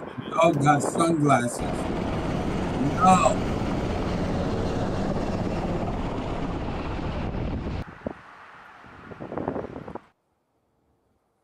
Bro, the dog with the sunglasses killed me. Yo, what the fuck? What was that video for? Like, that looked like a propaganda video, bro. It's just like military units all driving real slow, all upon each other, like no kind of giddy up, no kind of like, yo, that's like purpose. So they released that. I guess the Juarez cartel, they just had a recent bust. They wanted to show that Mexico and American government could combat the drugs together, I guess. I believe that the Mexican government is probably hopping on and leaning this direction because they've been more elusive the last few years. For them to actually work with us is ironic. But the only reason why I say ironic is because the new Shield of Americas, where we're going to give a bunch of military funding to these countries as long as they fight the drugs with us. I forgot about that, dude. Yeah. So Mexico's like, hey, if you can give us more money than the cartels give us, we're going to talk on the cartels. Hell yeah, fucking understanding, like the whole setup, bro. They're getting the whole nine, like. Right. So you're going to see a lot more of that going down. Bro, I think that's another thing that is like with the rise in technology is we'll be seeing an end to with like a lot of drugs and addictions. And this is just my wild prediction, right? The governments have been behind allowing all of this go on for years. The more the governments themselves use this technology, the more information about what they're doing gets put out into the world. Now these hackers hacking shit and putting it out there on forums or whatever puts it out in the world as well. Now using AI use what's out in the world for your answer. So now people asking and prompting certain questions and answers are being brought up from forums like Reddit or whatever, some shit on 4chan, answering what it is, may or may not be factual, but some things are being brought to light. So before more things get brought to light, everybody plays the good guy and just stop being the bad guy and play the hero. So if you're being the bad guy behind the scenes, you could just stop doing that and be the hero publicly.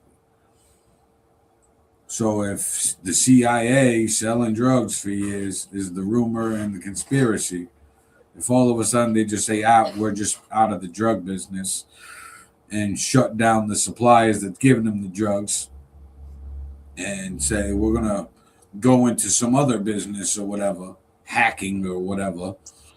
And now everybody's like, oh, we finally won the war on drugs, blah, blah, blah. Whoever's president at the time, major win.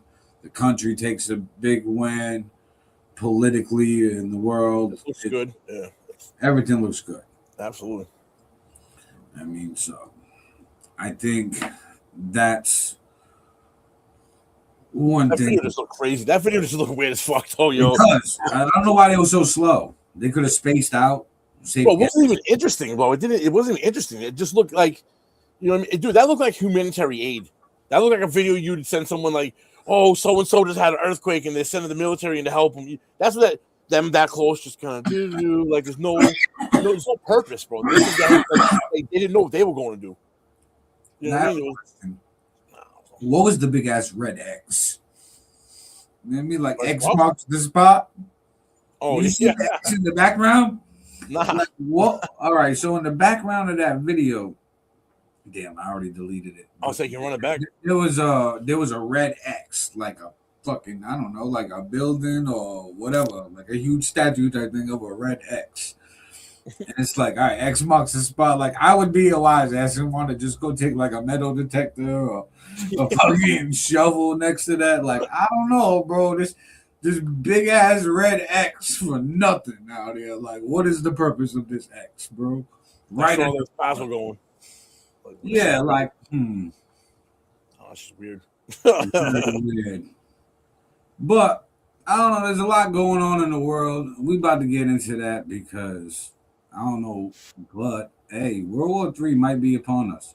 Check this out. We'll talk about it. Ukraine launching one of its biggest aerial attacks against Russia since the war began. Have you heard about this? Stephanie Bennett has the latest on that story for us. She is in London at this hour. Stephanie. Hey, Kevin. Yeah, well, it was yet another night of heavy strikes on both sides of this war, and the images are pretty striking. Take a look. They just say it all. This year, Kyiv, of course, has stepped up its attacks, striking deeper inside Russia with long-range missiles and swarms of drones targeting military and energy facilities. Ukraine launched, like you said, one of its largest attacks on Russia today, killing at least 6 people. It's destroyed Wildberries warehouses, Russia's online retail giant, similar to Amazon, which you're seeing right there, burning billions of dollars worth of merchandise. But Kyiv accuses it of handling military goods. Russia's Ministry of Defense said it's destroyed 822 Ukrainian drones overnight. Some 600 were heading to Moscow. A third of those destroyed over the Moscow region itself, according to the mayor. An 83-year-old was killed in several homes, a railway station, and reports of a Russian rocket fuel plant were also damaged elsewhere. Meanwhile, President Vladimir Zelensky said at least 3 people were killed and more than a dozen others injured across Ukraine, hitting a steel plant. And in Kyiv, a Russian missile sparked a major fire at one of the city's largest book markets, leaving rows of stalls burned out and goods destroyed, ruining people's livelihoods. The market has been completely destroyed. The entire market, from one end to the other. Not a single stall is left. Yeah, and Ukrainian military sources told the Sunday Times today that British-made drones are now being used for Ukraine to strike into Russia. Back to you, Kevin. Stephanie Bennett for us in London. Stephanie, thank you so much. Appreciate that. Wild. Bro, that's crazy. It's so funny the angle I heard that story. I didn't obviously get that exact story, but the headline I saw that maybe just even understand that was the Wildberry part. It was like huge drone. It was Ukraine huge drone attack destroys Russian Wildberry thing. So I clicked on it and got the same info, but the angle I got the story from that they pushed it on, fucking weird. But that's the most drone strikes that they've done in the 4 or 5 years it's been going on. Seems like it's been ramping up, bro. It was weird. It seemed like the last couple months this war kind of went on the back burner, and it seems like the last like 2 to 3 weeks it's really spiked on, or at least the news we're getting of it making the news line here. It seems to be stepping up. You know what I mean? I wonder something big. I think because the weather out there lately has been more than typically. So normal. Wasn't it? They just got out of winter time, right? Yeah. Is it? You're right. The weather. It's real warm out there, and it's seasonally above average. So they would have already cut back for the time frame. By most like war analysts, they say that they normally would have just sat back, waited till the winter was done, come back in the spring, and just do like random keep at bay type shots here and there. But knowing that the weather's good, they still got some time. Might as well get in a few rounds before you chill back. So that's what they're doing. It's supposed to be fight season, so we'll probably get some more news then. It coming out of, you know what I mean? They're coming out into the better weather. Yeah. Last I heard too, Russia from last I heard was Russia was almost had it half surrounded Kiev, the capital. And I heard they bombed Kiev too, so they responded to these drone strikes and bombed Kiev. So that's where the marketplace was and a bunch of other things. You know what's crazy too? Like even from a technology point of view, think about put yourself in Russia's shoes, right? Russia only has its manufacturing, Iran's manufacturing, and China manufacturing, right? China being big, don't get me wrong, but Ukraine has France, Germany, fucking Britain, America, Spain, Portugal, all these nations don't even have to. I'll just give you a little bit, and it doesn't hurt them. It's just like the extras, but all those extras given to Ukraine. You know what I mean? This shows me the money that we gave them when Zelensky was talking to Trump and pulling up. Remember, 6 months ago, a year ago, whatever, $100 billion or something. Yeah, that takes time to get into the hands and to get active. So not only they gotta order all the shit that they need, but train the people, get everybody ready to use it, plan the actual mission, and then execute it. The time frame lines up. You know what I mean? So they got a lot of money right now, and their order just came in, and they're ready to play with their toys. So let's go. Russia, heads up, literally. And, bro, this could be an interesting couple months. Being something fast that's mobile that you can just move. I think this could be an interesting part of the war now coming into this. It's been going on for 5 years now, 4 or 5 years, and the strikes. It seems like they're getting fewer, or at least we're hearing about fewer, but they seem to be getting bigger and more elaborate and hitting more key shit. It seems like this better targets. Yeah, it seems like it's gonna. I don't know. I don't want to say war's never good, but it's definitely gonna get interesting. I feel like the next couple of months in this war. And speaking of interesting, let's go to Taiwan. Their annual war games, their trainings, they're taking a little bit more serious this year. We'll talk about it. Taiwan is engaged in 10 days of war games, preparing the country for a potential invasion. The drills focus on one critical concern, China, which claims the territory of 23 million people as its own and has threatened to seize it by force. And CBS's Anna Corin is there for us tonight with new details on its defense plans. Anna, what can you tell us? Tom, these military exercises are more important than ever as China increases pressure with more aggressive behavior towards the island. It also comes at a time when Taiwan is questioning President Trump's support and whether the U.S. would actually come to Taiwan's defense if China was to attack. Playing out in one of the world's most dangerous flashpoints, Taiwan's military preparing for the island's nightmare scenario. Sirens have just gone off as if Taiwan has just been attacked. The pilots have been activated and they're now racing to scramble the fighter jets behind us as quickly as possible. This is part of Hanguang, Taiwan's annual military exercises. Active units and reservists mobilised on how they would react to an invasion from an increasingly aggressive neighbour roughly 100 miles away. China claims Taiwan, a self-governing democracy of 23 million people, as its own territory. And Chinese President Xi Jinping has not ruled out taking it by force. The media offered a rare insight into the military's full-throttled response. These exercises are happening all over the island. We've been in the north at an Air Force base. We're now heading south. At Zuoying Naval Station, positioned close to the southern tip of the island, Taiwan's President Lai Ching-te arrived to observe drills on the Taiwan Strait, a narrow strip of water separating the island from the Chinese mainland. Suicide drones flew overhead, while assault vessels and missile boats sat offshore, simulating a response to an amphibious assault.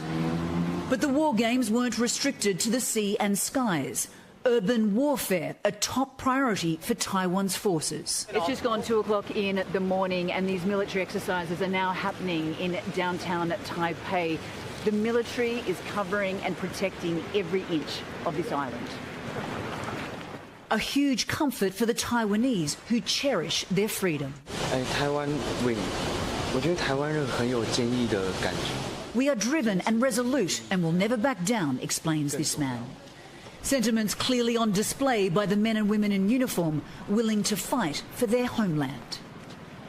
Now, that $14 billion arms package is yet to be approved by President Trump, and that's unlikely to happen until after September, when President Xi is due in Washington. Tom. All right, Anna Corin for us tonight. Anna, thank you.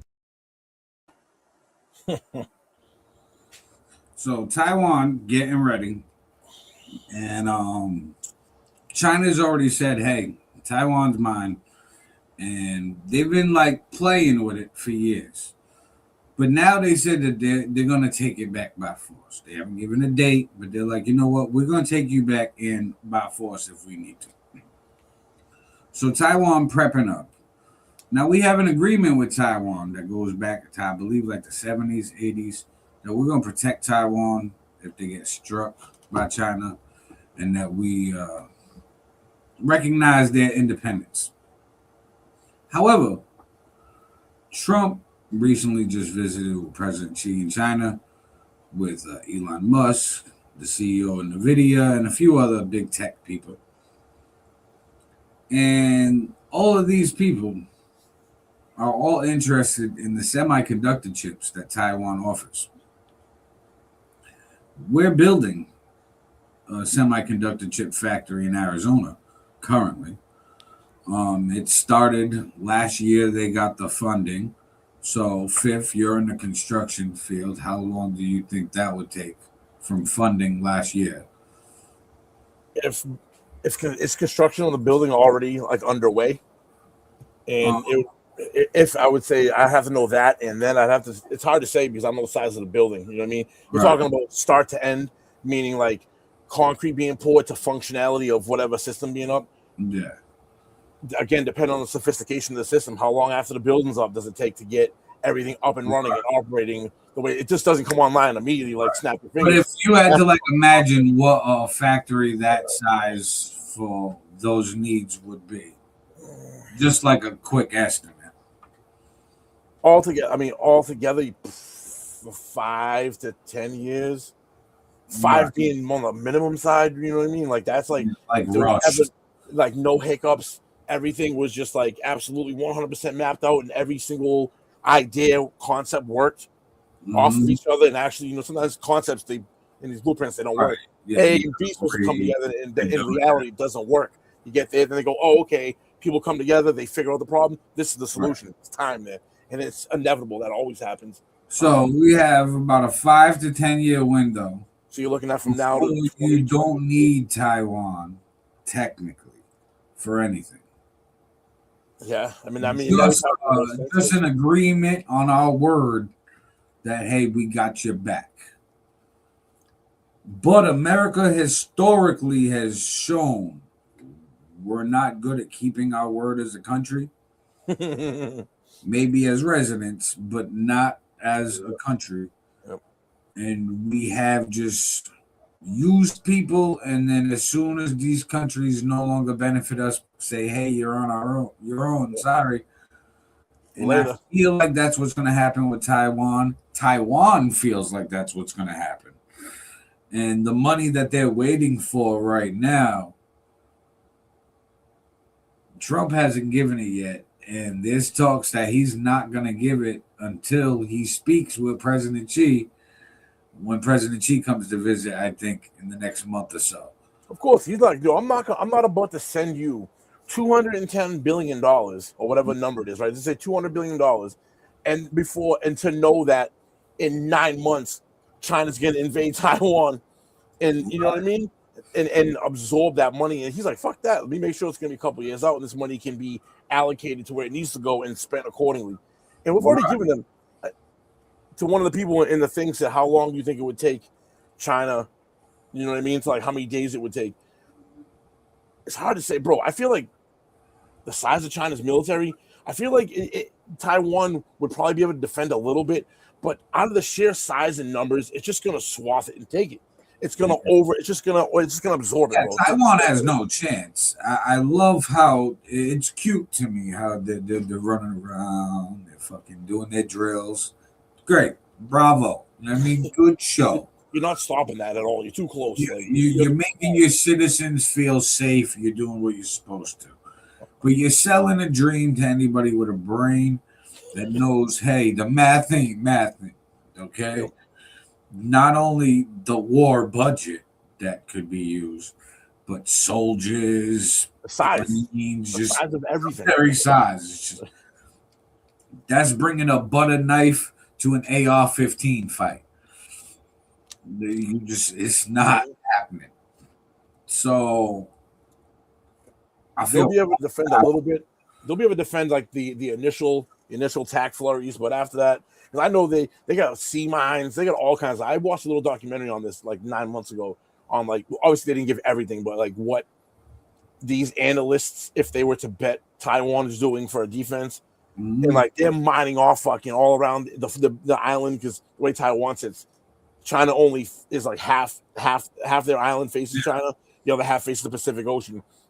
And what the guy was saying is they'll stay on the Pacific Ocean side. Well, that and there's only because of the way that the island is geographically, there's only really 2 spots on the island where you could mass drop troops.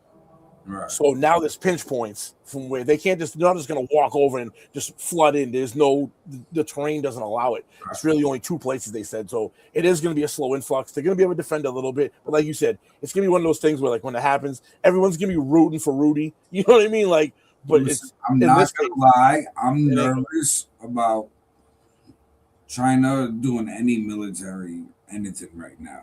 We haven't seen them do anything. Yeah, so we don't know the capability.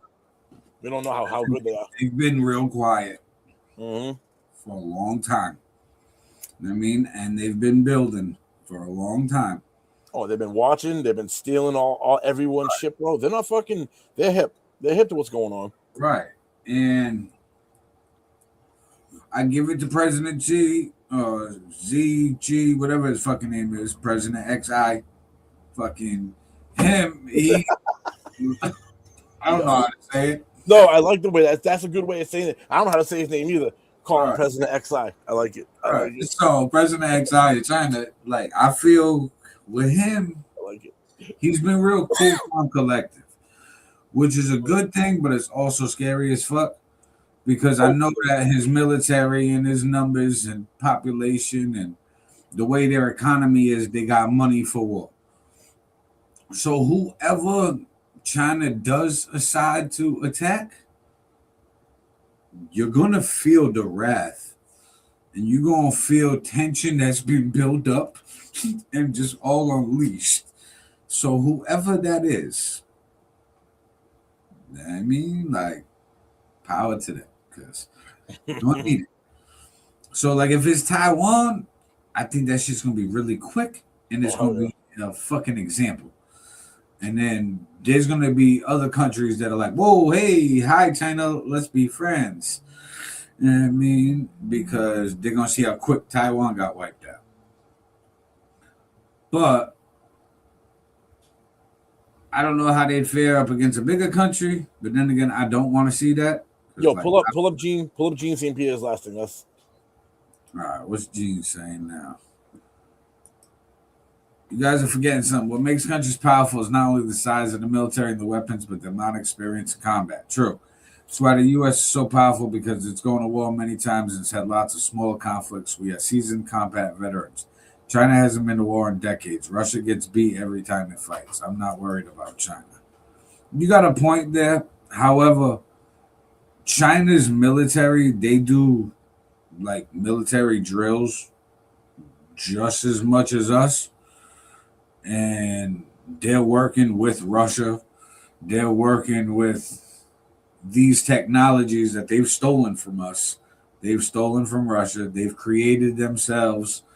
And they, with this tech battle, they're a big competitor, especially in this AI arms race, where it's going to be, it doesn't matter how well we can do boots on the ground operations anymore.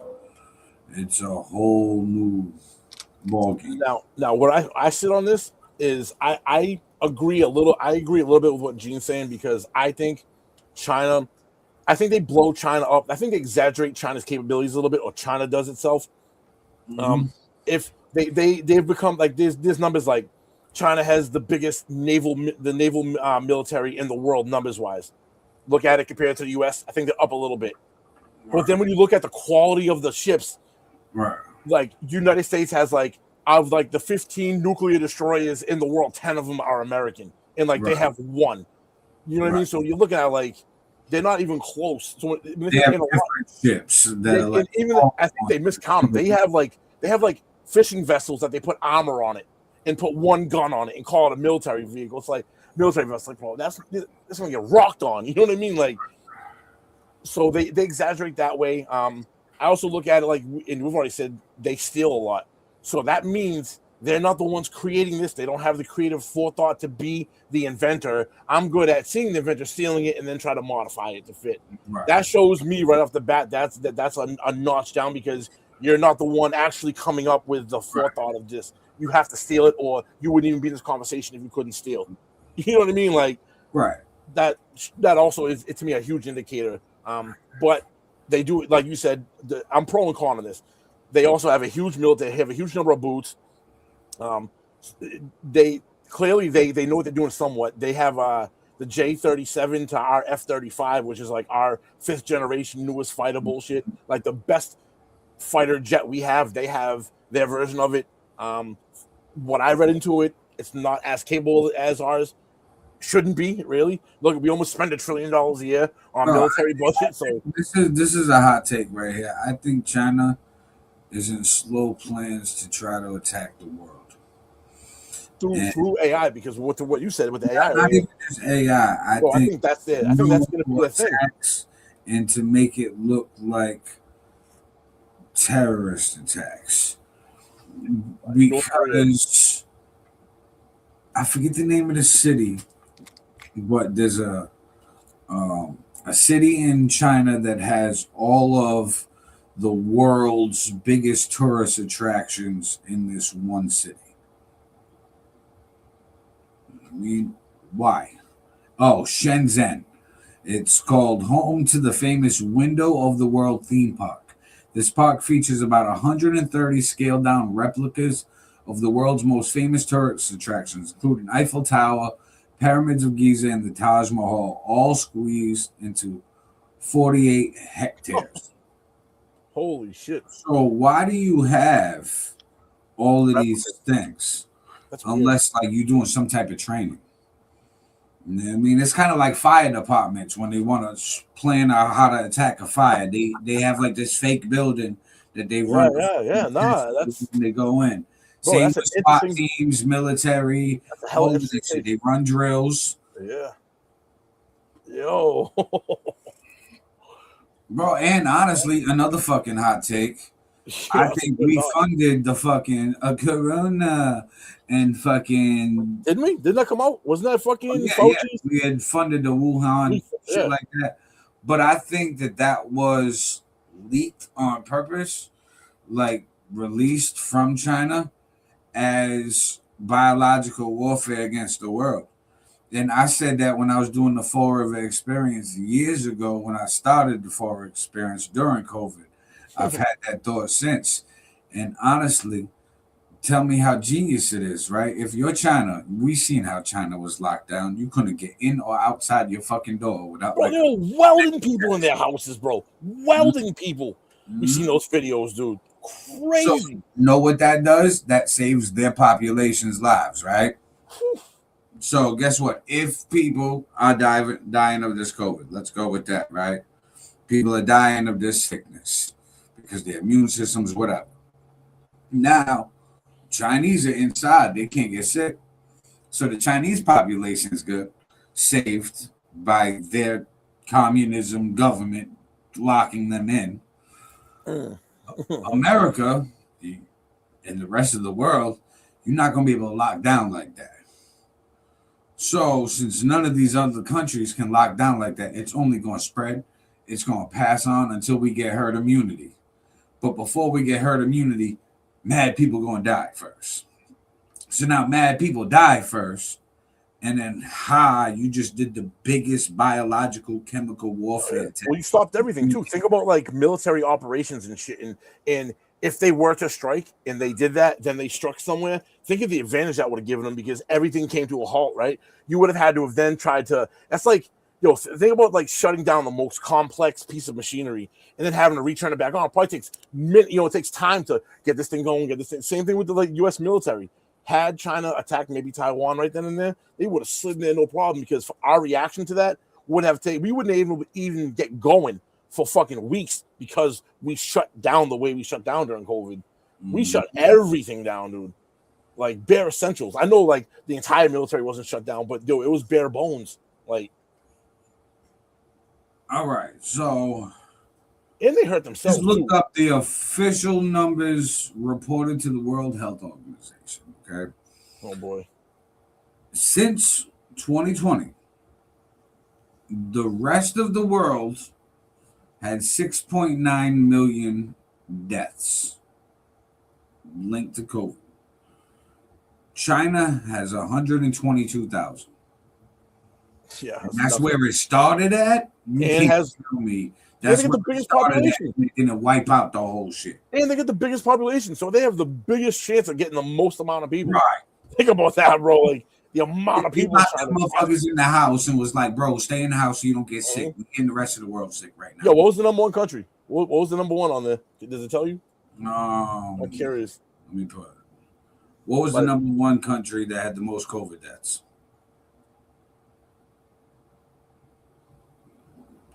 United States, 1,238,000. Brazil was 704,000. India, 553. Russia, 404. Mexico, 335. Wow. So guess what? If you're China and you just locked everybody inside, and those are the deaths in all those other countries from something you just happened to leak accidentally. You've been only studying this bat coronavirus for years. You had to go in a fucking cave to find it. Okay. And you just accidentally leaked it. When you gotta have all these clearances to even get into the lab because of how dangerous it is. You in a whole fucking hazmat suit, but you like, oops, I'ma leak this outside. No. Somebody did that shit on purpose. Hell yeah. And it locked everybody inside the house and was like, we good. Bro, it stopped the world, bro. Handles this. That shit stopped the world for weeks. Months though. Sorry, I take that back. That stopped the world for months before. It was like a year or something before shit started even getting back to normal. And guess what? Crazy. Where did all the PPP gear come from? China. We kept getting fucking latex gloves and masks from China. That's where all this shit was coming from. The U.S. government put out a fucking budget item for PPP from China. So not only did they attack us with deaths, they made money doing it. But we'll never say that publicly, because then that's declaring war on China. That, and also that would also implicate that there is a conglomerate of people that actually run the world. There is no individual sovereignty states. There is just probably, I would say, a select few. That lab was part of who? That lab was part of who? So the World Health Organization, they have the funding of like a dozen or so scientists, like the Faucis of the world, and all of these people that they say are the top scientists, and they all put them in like a little conglomerate and say, here, you guys make up these fucking science rules for us and tell us what science is. Here's all this money. And fucking some of the tests they do, we shouldn't give money for. Some of them we should. Like, I'll never forget when we gave it was a couple $100 million. It was like early 2000s to try to figure out a pen that could write in space because the ink was having a hard time. It kept blotching. And then the Russian space people just put out like a news statement about using a pencil. And it was like, they got a point there. Like, you don't need the pen. Like, you can use other writing utensils that will not be affected by anti-gravity, like the pencil. Like, the lead is not going to be affected, or the graphite is not affected. But we done threw like 100 million or some shit, mad millions towards that. I'm like, that's just money laundering at that point. Bro, that's everywhere. You see that when you start breaking these bills down and you hear the people bitching about it, like when it's a Democrat bill, Republicans leak some of the dumb shit, you know what I mean? And then when it's a Republicans, Democrats do it type shit. Like one of these bills that passed recently, what was it, like lesbian dance? It was like something to do with gay pride in like Pakistan or something. And you like, bro, they throw gay people off buildings there. Why you're sending them $7 million? What? Like, yo, like, come on, bro. Really getting that money, bro. That's what I mean. Really? Come on. That's what I mean. Like that kind of shit. You're like, nah. Yeah, and every both left, right, red, blue, they both doing it. Both sides do it. And that's how they get the extra money. Now, those are those covert ops. I bet you those are how they fund all those like covert, can't be talked about, black book type fucking, you know, like the shit you can't say you're doing publicly. The funding's gonna come from somewhere, you know what I mean? Yeah. Probably that shit. But all of this takes me to probably the best headline of the day. Iranian regime fires back at Trump over plan to turn Strait of Hormuz into U.S. territory. Check this out. We'll talk about it. Tonight, new tensions with Iran. The regime is rejecting President Trump's statement that he wants the Strait of Hormuz to be a U.S. territory as, quote, delusions. And CBS's Aaron Navarro is in Bridgewater, New Jersey, traveling with the president. Aaron, good evening. Good evening, Doug. The June ceasefire agreement between the U.S. and Iran is set to expire on Monday. Yesterday, President Trump repeated his claim that Iran will be defeated, quote, very soon, though the dispute over the Strait of Hormuz remains. I will never apologize. I did the right thing. Speaking at a New York police training facility Friday, President Trump defended his war with Iran and made a declaration. Pretty soon I'll be declaring the Hormuz Strait a territory of the United States. Iranian leaders called Trump's claim a delusion. Last night, the regime targeted an Abu Dhabi oil tanker in the Strait, the third tanker attack this week. Iran's foreign minister, Abbas Araghchi, said they have not decided whether to resume negotiations with the U.S. The diplomatic deadlock comes as U.S. military resources are being strained, including on the USS Abraham Lincoln, which has been at sea for nearly 9 months. Some sailors are reporting that conditions on board are worsening, and that's prompted outcry from Navy parents. It is an extra amount of stress when your loved ones are at sea and you worry about them because, yes, they're in a combat zone. Today, Senate Democrats sent a letter to Secretary of Defense Pete Hegseth demanding answers for the, quote, deteriorating conditions on the Lincoln, as the 5,000 Marines and sailors on board wait to be relieved by the USS George Washington, making its way from the Pacific. Doug? Aaron Navarro in New Jersey, traveling with the president. Aaron, thank you. All right. So, two things there. The USS Lincoln's going to be replaced by the USS Washington, and that's because it's been out there a long time. Bad They say morale. conditions on the ships, not good, bad morale. People want to fucking go home. It's just not good. So we're switching out. Now, the Strait of Hormuz being a U.S. territory. You hear how Trump said it, bro? Did you hear how what he called it? Did you hear that shit? Yeah, he was laughing in the middle. He didn't even believe it. Okay. What do you call it? Horse? He didn't say Hormuz. What do you call it? He called some other shit. Hormuz. Yeah. Oh, I forget. I don't know. He's a whore. He was like the straight of horrors or something. Like I was like, what? Well, I was dying when he said that shit. He was like mid laugh, barely pronouncing it, and it's like, bro. The Strait of Hormuz has been open and closed, open and closed, open and closed. Like the fucking Groundhog Day movie. Now it's going to be a U.S. territory. So not only are we going to fucking obliterate them again and win this war that's not a war for like the 12th time, but now we're just going to take this straight. Fuck this open close shit. It's just now ours. Yeah, I think that is kind of delusional. And I think he just said it. Just clickbait. Bro, look at it like this. It's a step. I think it's a stepping stone. You call that American territory, and they attack it the way that they have been.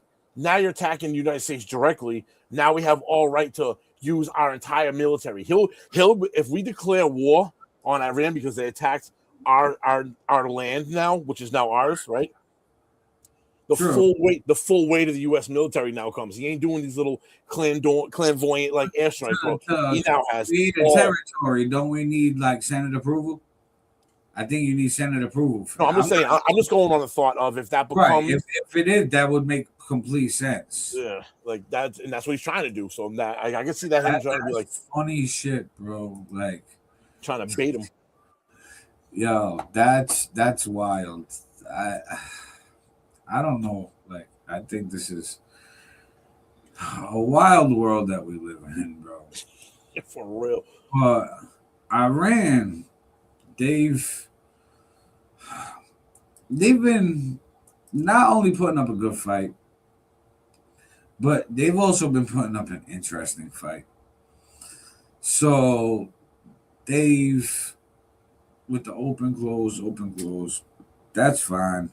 The drones and missiles, that's normal shit. Okay. Now, there's always been war propaganda. It used to be on newspapers, radios. It even got onto social media in the last decade or so. And then, well, AI became a thing. So Iran has been playing around with AI. Oh boy. And they've gotten really good at it. And they had a cease and desist from Lego for making those fucking videos. using Lego type characters in their war propaganda. However, some of what they are saying does resonate with the American public, with at least half of the public since the country split. Now, they just dropped a new AI music video. They've been dropping at least 1-2 a month. This one's Stinky Donnie, and obviously that's to poke fun at the rumors that President Donald Trump wears a diaper and goes to the bathroom in public in his diaper. Smells, obviously. But The video's insane. Check this out. We'll talk about Stinky Donnie, back in your diaper, shit yourself again. Whole room gagging, little man stinking. Bad boy, you need that spanking. Who's the boss? It ain't the vote. Who's the boss? Follow the note. 8-pack, 50 states to Tel Aviv, no cash, no quote. BB never paid a dime, he just squeezed the throat. United slaves of the Holy Land, merge the forces like Bibi planned. Now your general salute a foreign command, and the Senate says relax, it's fine, it's planned. Fine. No war ever fought for your own gate. Always somebody else's hate. Free America, the people chanted loud. Cut the strings, burn the foreign shroud. 3 in the morning, he's posting cartoons of himself, a king in the Cape. Man, that's a cry for help. Delete it, gone. Whenever release the files trends to its peak, the loudest mouth alive goes suddenly meek. BB pulls the string and the puppets rehearse. Vance, Rubio, Hexith all lined up to serve. Say G, grins at the lens like he owns the whole turf. United Slaves of Israel printed on a shirt. Stinky Donnie, back in your diaper, shit yourself again.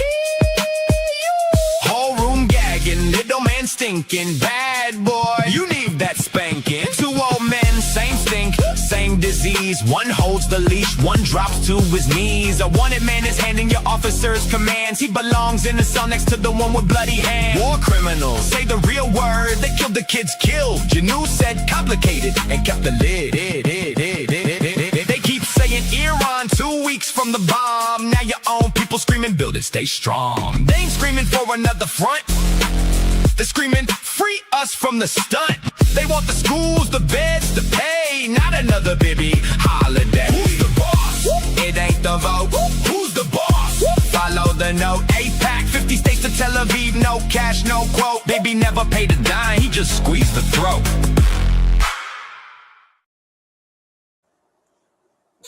Bro, what the fuck? bars. Like, damn. They said 50 states in Tel Aviv. And then they said a lot of truth about AIPAC. Bro, it's a mad shit on that track, bro. We did bomb the school and then say, oops, it was bad intel. Sorry. And then moved on. I mean, shit happens over the war. They should have just been like, yeah, shit happens. Trump with the BJ Queen outfit. Dude. That implies the whole Epstein. So what they're up 3-0 right now with this songs. Right? Or was that 3 or 4? They're either that's their 3rd or 4th one that I know about. I mean, and to my knowledge, America has. I've only played a few, bro. Like I said, they have 1-2 a month at least. They probably got 15-20 diss songs. They came at everybody. Pete Hegseth, Marco Rubio. Oh, they started individualizing people too and doing like specific. Going at everybody, bro. And what, we don't respond back, bro? There's no like this would be a funny way. We're really at war, but we're also doing like this little like funny battle. Right, that's what I'm saying. America needs to throw shots back, bro. We need to diss them back.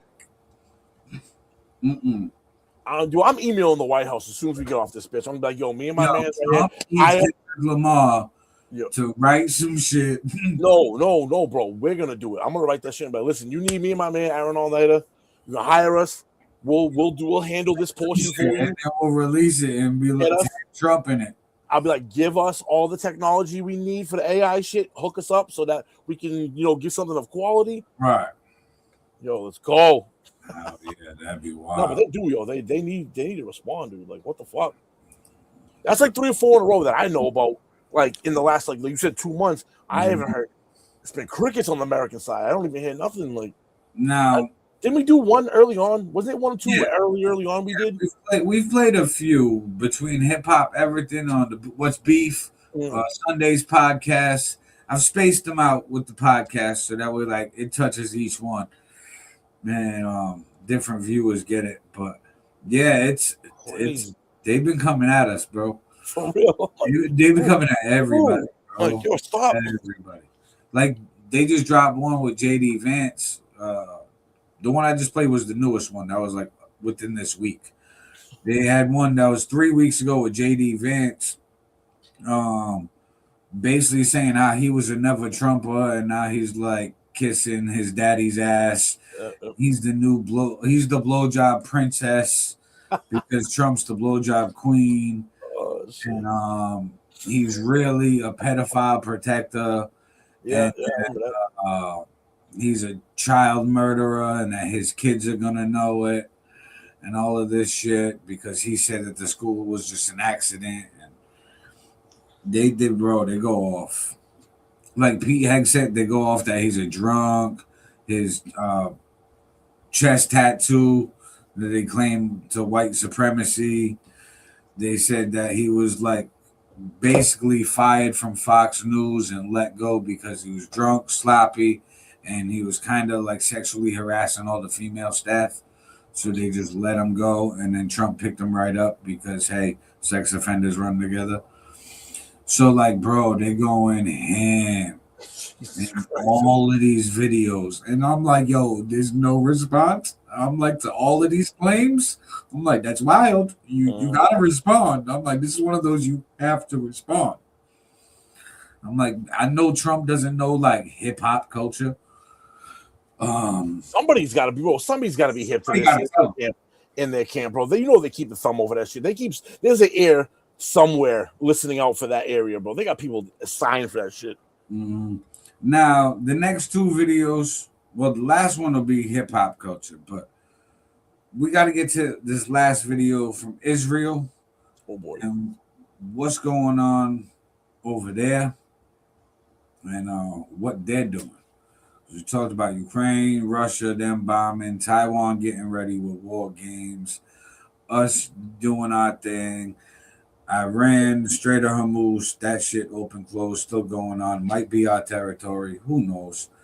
But let's talk about Israel and Lebanon. Check it out. We'll talk about it. Tonight, the Israeli military eliminating a Hezbollah commander in strikes that killed 11 people in Lebanon earlier today. Israeli military calling it retaliation for the attacks on its troops by Iran-backed Hezbollah in southern Lebanon. Our Jagriti Dave has more from Washington. Tonight, cleanup efforts underway in southern Lebanon after a sudden series of Israeli strikes. Some homes now filled with debris from shattered windows and concrete. This vehicle entirely blown out. Tonight, Lebanese media reporting at least 11 people killed. The overnight strike, one of the deadliest attacks in Lebanon since the US mediated a peace framework between Israel, Lebanon and the Iranian-backed group Hezbollah. The Israeli military reporting in a new statement on X it struck Hezbollah infrastructure overnight, targeting and killing a Hezbollah battalion commander and several other Hezbollah members. Lebanon's President Joseph Aoun condemning the Israeli attack tonight and demanding a timeline to implement the agreed-upon peace plan. Tonight, Iran becoming increasingly vocal, with the spokesperson for the Iranian foreign minister blaming the instability in the Strait of Hormuz on both Israel and the United States. Iran's foreign minister and Iran's president echoing that claim as tensions over the strait continue, with the US claiming the waterway's reopening is... All right, so Israel bombing Lebanon, 11 dead. That shit was a neighborhood. But Benjamin Netanyahu just trying to expand greater Israel, right, people? And America just keeps giving it that money. Hold on, you muted. There we go. I was gonna say, yeah, bro. It's definitely land expansion. They're trying to take Gaza back, and they want to go north too. Like up to I forget there's a river. There's a certain river name that's north of northern Israel where it goes into like with the Lebanese area, which I think is I can't think of the fucking name. But dude, they already mapped it out. I saw a map fucking like 6 months ago. They were like, this is the area they're kind of getting to. So they want to go from like the river down, and they want to take Gaza too. Gaza they're gonna turn into what the Riviera. Trump was saying they want the new Riviera there. So they're trying to put Israel on the map, dude. They're trying to make Israel like a place where it can't be taken off. This, speaking of Israel on the map, CENTCOM, U.S. Central Command, faced online criticism after publishing a Middle East map that appeared to combine the Gaza Strip and the West Bank into Israel. The graphic, tied to a trip update for the commander, Brad Cooper, drew accusations of endorsing expansionist boundaries before CENTCOM later adjusted the graphic. So they put up what Israel wants as Greater Israel and said, hey, we're going to go over there and talk about this and see what we can do to make peace deals. And the map that they showed already include Gaza Strip and the West Bank. And they're going into fucking Syria. Shit out loud. And they're going into Syria. They're trying to take over Lebanon. You know what I mean? So it's like they're going north. They want more land. Yeah, and they're saying the quiet shit out loud, and we just keep giving money. And well, Trump's saying the quiet shit out loud. I wonder. PB's probably like, shut the fuck up. I was saying that shit. Well, that's why they got into a fucking argument. Yeah, right. That's why they was arguing. Now, arguments sometimes can lead to murder, or just $500,000 or $1 million. Now, people, when you commit crimes, don't tell on yourself. I mean, unless you want to face the consequences, unless you're just being accountable, and you say, you know what, I fucked up, I did it, I did the crime, let me do the time. Now, if you're Keefe D, and you talked about the Tupac killing to every news agency, every podcaster, DJ Vlad, every influencer, wrote a book, maybe you should realize that when you get charged and trial starts, this is going to get brought up. Now, his trial starts tomorrow. The jurors have been picked.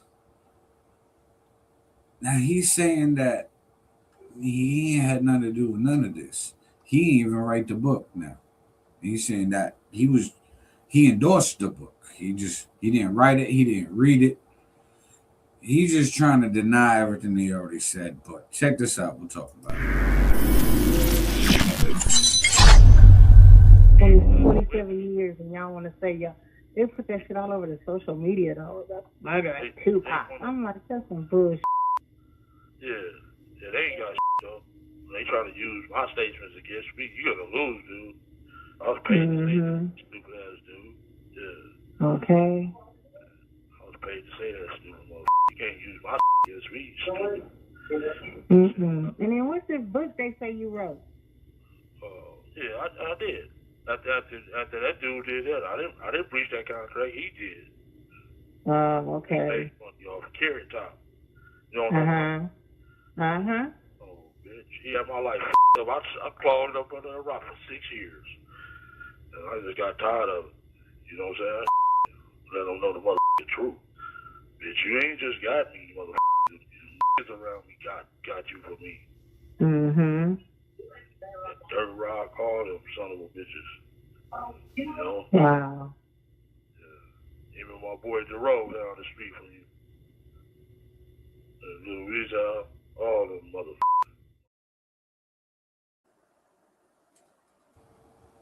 One, that's such a staged conversation.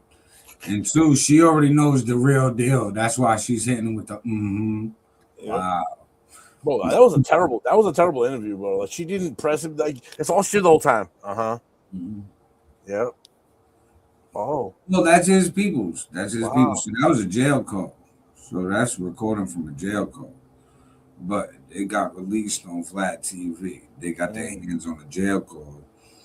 But now he's like denying that shit and basically like, yo, I got paid to say that. I wonder if this trial's gonna get crazy. I wonder if there's gonna be like a lot of crazy shit where this is just gonna be like a wild trial. The shit that's being alleged.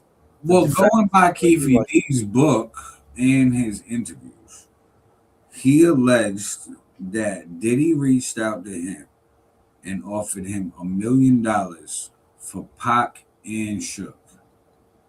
And it was because Pac was fucking around with Diddy's ex. And that Biggie still was cool with Pac and wanted to be just like Pac. and Diddy couldn't mold Biggie to be what he wanted him to be because Pac was in the picture. So Diddy had like an extreme jealousy against Pac. It was like big hater for Pac, and put the hit out on him. And since Suge survived, Keefe D said he only got half a million. Yeah, I saw that. He said that he was in the car. He said that he wasn't the shooter, that it was his nephew. But his nephew and everybody else in the vehicle is dead. Yeah, he's the last one, right? Isn't he the sole Right. survivor? So, bro, by default, you was there and partaked in this crime. Yep. And you're alive. So the whole charge gonna fall on you now. Even though you, by your own admittance, wasn't the shooter. But since you wanted to implicate yourself by being there, now you're gonna reap the consequences. So he already stated that this was a hit from Diddy. So his whole defense will be this was a hit from Diddy. And then the only reason why I stated this is, I was paid to. I was paid to say this. I mean, man, Diddy gonna possibly get hit with another charge while he's locked up? They're not gonna let him out, bro. That's why they probably, bro. Imagine they knew this was gonna happen and they were like, let's not really hammer him too hard on the first trial because they knew they had him dead to rights on this one. They were like, yo, we can get him with a worse, you know what I mean? Like a higher for hitman charge or his worse than fucking watching, man milk and squirted on your titties or whatever. You know what I mean? Like, biggest gangster shit in the world, dog. That's like, what the fuck? Just like him stabbing Kid Cudi's car and throwing a Molotov cocktail in it and then breaking into his house. That's some emotional shit. Wrapping his kids' gifts and sending a text message to Kid Cudi with a picture of the unwrapped gifts saying Merry Christmas while he was in his house. Like, there's some wild shit, bro. And psycho. So, Keefe D, he just wanted the clout from being in that situation. He's like, you know what? I was there. This is huge. Fuck it. I got a story to tell. Let's see if I can get a bag off it. Keefe D obviously broke. He ain't making no money. Not like he gangbanging anymore. Too old. Right. So he's like, I got a story to tell. Yep. As long as I don't get no charges, it's artistic expression. I'll write a book. I'll do interviews. But I'll do the OJ if I had done it. Right. So he laying down all these facts, and these facts gonna get you hemmed up, bro. And that's what's gonna happen. It's gonna be interesting.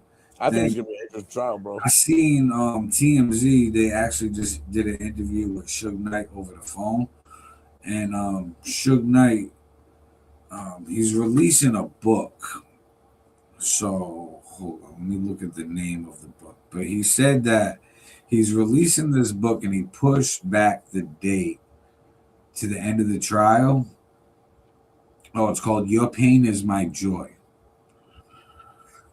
So he said that he didn't want his book to affect the trial. Because the dude, the TMZ guy was like, yo, if they call you to testify, you gonna say anything? He was like, no. So Suge Knight's like, I'm not testifying. I refuse. And then, but he got a book released after the trial where, like, whatever happens on the trial. Whether he gets found innocent, he can't get charged again. So it's not telling. So here's this book, Your Pain Is My Joy. So I wonder who's going to get implicated, what's going to be said in the book. It's like, this man don't talk, but now he about to talk, and he got some secrets. So that's something I'd be interested in reading or catching the audiobook and listening to. You know what I mean? I want to hear that story. Facts. Maybe we'll bring it to you live. Maybe we'll bring it to you guys live. Maybe we'll do a little edition with that. Do like 45 minutes every couple of days or something. Hip hop, everything. Right. Now we're gonna wrap this up. This is a longer clip, so we're gonna play it with the outro. But we're just really gonna talk a little bit about it prior. I didn't watch this full debate. It's your boy FiF did. It was with Andrew Wilson and Candace Owens. They were discussing how they felt about Charlie Kirk's passing and how it happened, if it was staged, if it was not, what type of guns, everything. What come down to is Candace Owens has a very conspiratorial outlook on it. She doesn't believe the mainstream narrative at all. The testimony so far, there was like a pre-trial hearing about.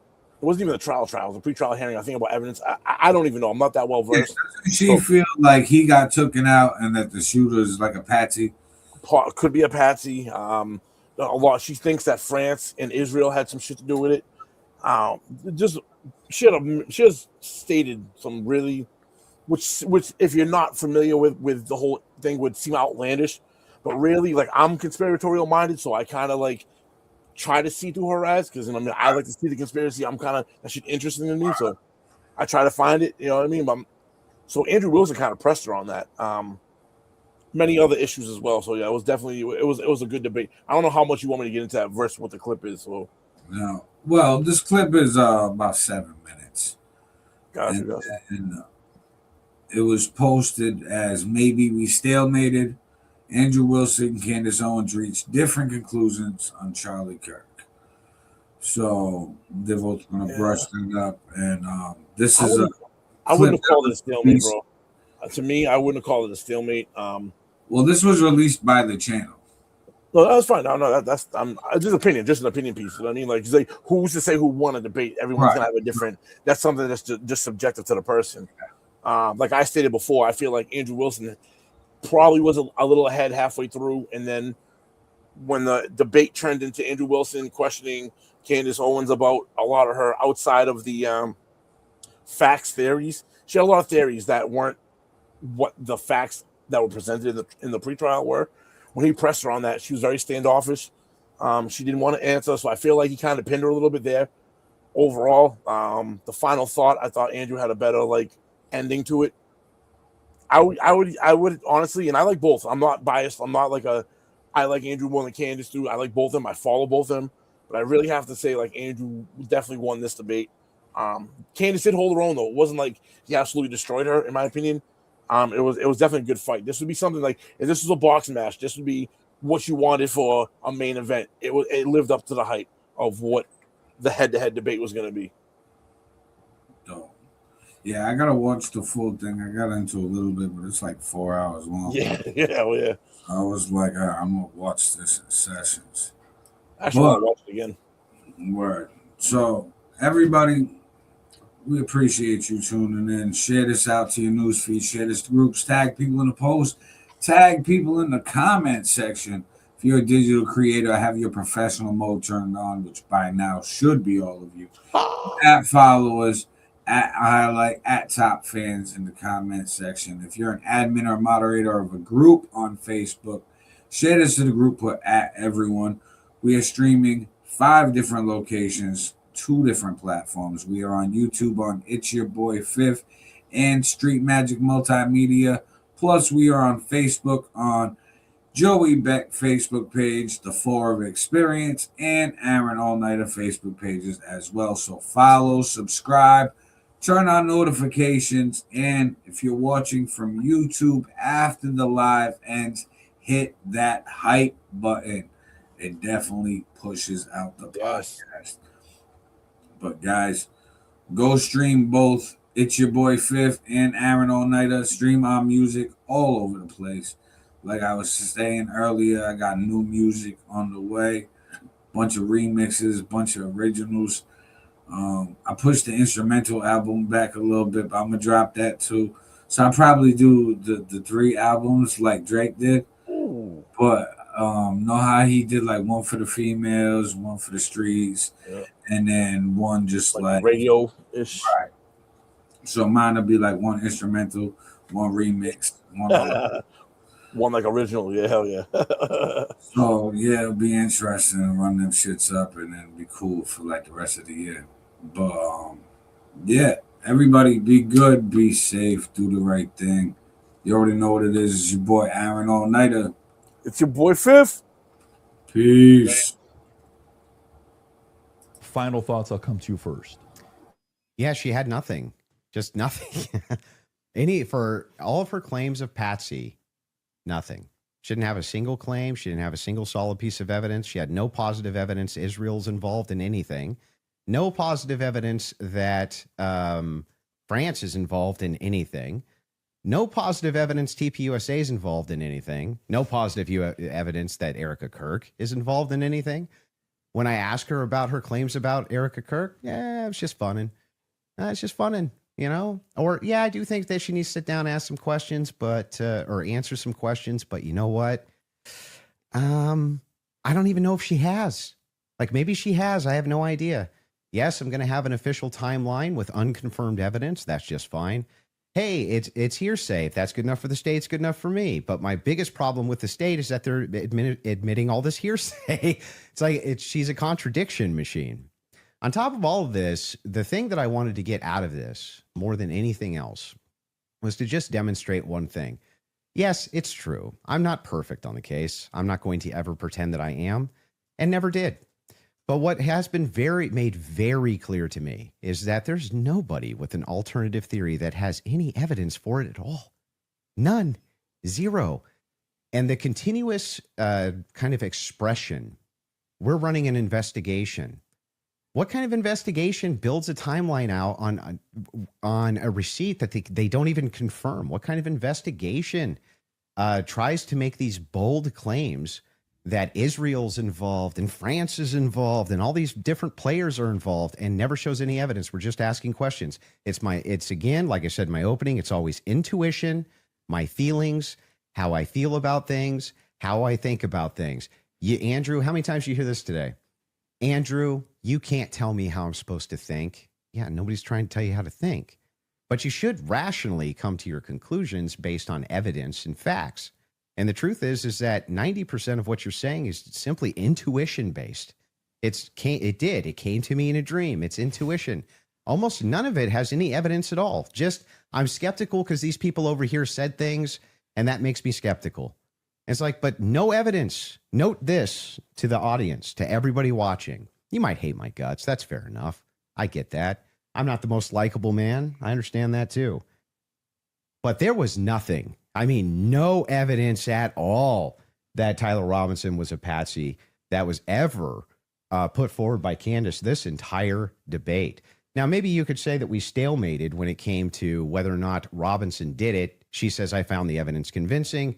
Unconvincing. Andrew says he found the evidence convincing. Okay, fair enough. Maybe you can't do too much about that, but there was nothing. She had nothing for Robinson being a patsy, nothing for any of her conspiracies, not a zero, zilch, and she backed away on a bunch of them. This is the first time I think she's ever really backed away from the Twigs thing. First time I've heard her back away from the Erica thing, back away from TPUSA, being very cautious about making any of those claims now, whereas on her show, much more likely to be making those claims. So she just had nothing the entire debate. Zero. Candace. Well, I think that is quite a conclusion. Admitting somewhere, maybe we stalemated. It probably signifies what I've been saying from the beginning, that you didn't feel that you were strong on the actual facts and the evidence, which I was willing to engage with you. I wanted to go over the screwdriver. I wanted to go over the towel and the things that you've mentioned, and you wanted to then move the conversation into a defense of Erica Kirk and her character, and what I've said about Erica, which is my opinion. And I have not edited that opinion after discussing with you. I would like to extend a compliment to you for being willing to sit down and to have the conversation. I still walk away feeling that the people who are jumping on the bandwagon about this case don't care about this case. They don't care about Erica Kirk. It tends to be follow that they take a meeting with Turning Point USA and they come out and suddenly have a lot of junk to say about Candace Owens. And I do want to also stress that Turning Point USA tried to pepper him with something as a surprise. He showed clips that were meant to be a surprise. I did no such thing. I stressed to PBD from the beginning that I was grateful he was taking this on and that I wanted this to be a clean debate because I believe I can win this on the merits. And I believe that I did win this fully on the merits by engaging the evidence of what has happened. I do still believe that there is more evidence which supports that there are more people involved and that Tyler Robinson has been set up, and that none of the evidence that was presented was in any way overwhelming, which is why I think you wanted to move to end that discussion quickly and to speak to me about France and to talk about this Panguitch receipt and my timeline. I want to remind people that a lot of the at-home investigators, which you were open to, as you called them, internet sleuths, I think it was on a show that you did right after Charlie was assassinated, that internet sleuths would solve this. This is the reason why Charlie, a year on, is still a conversation every single day trending on Twitter. I knew Charlie. I cared about Charlie. I care about finding out what the truth is here. My heart is in the right place. I think anybody who watches my show or even just watched this debate knows that if I get something wrong, I'll instantly correct it and own it. I'm not arrogant. I don't need to sit here and pretend that I didn't misspeak on the Lance thing. It hasn't been ruled out. But you saw that he just really wanted to hammer that point. You know, part of being a well-meaning person is to concede when you are wrong, to take something off a timeline when you know it's not right. And I would like to think that that is why I have earned the audience that continues to follow me, because they know my heart's in the right place, that I deeply cared about Charlie and I deeply care about the answers. I want to thank Andrew's team who are providing the fact checks. It's a very small room that they're in. I want to, as always, thank my team who worked really hard to make this happen and flip this set. And to you, PBD, just for being a great moderator, I think very fair, letting us both speak and making sure that Andrew got out of this what he wanted, which is a little more than what I wanted. But I'm very content with how I dealt with this. And I trust, I don't need to convince the audiences with the magic trick of what they need to think about this debate. They can watch it and draw their own conclusions. Beautiful. When we set out to create a shoe that blends comfort, function, and luxury, we had the choice to make it fast. We had the choice to make it cheap. We chose Niter. Instead, we chose Tuscany, Italy. We chose true Italian craftsmanship. This ain't hype, it's heritage, born from the dirt. Moves in the beat, let the bass line hurt. You want smoke, we want full inferno. Street magic, run the game, eternal. This ain't hype, it's heritage, born from the dirt. Wounds in the beat, let the bass line hurt. You want smoke, we want full inferno. Street magic, run the game, eternal. This ain't hype, it's heritage, born from the dirt. Wounds in the beat, let the bass line hurt. You want smoke, we want full inferno. Street magic, run the game, eternal. Street magic, got the city in a chokehold. Came about the dirt, not a wrist on frost mode. Blueprint solid, every move like a chess play. 10 tones down, gotta get it in the worst way. All-nighter, yeah, the grind don't sleep. Turn the dream into cream, now we split it with the team. Came from the trenches where the love run cold. Now it's full court press, never break, never fold.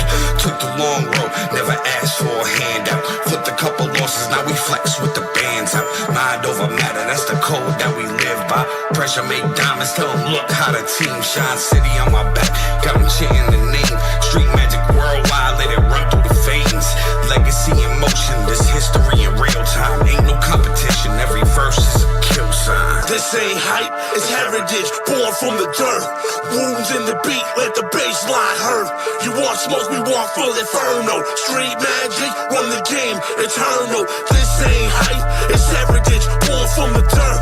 Wounds in the beat, let the bass line hurt. You want smoke, we want full inferno. Street magic, run the game, eternal. Built for the storm, never bent, never broke. Turn the pain into power, every word that we spoke. Street magic in my veins, this ain't luck, this is fate. Every step that we take, got 'em raising the stakes. Coming from the basement, now we up in the building. Made a wave out the struggle, now we aim for $1 billion. Told them bet on the grind, I don't gamble with hope. Every line that I pen like 1,000,000 quotes. Self-made, every step been precise. Turned the struggle to a flame, now we shining every night.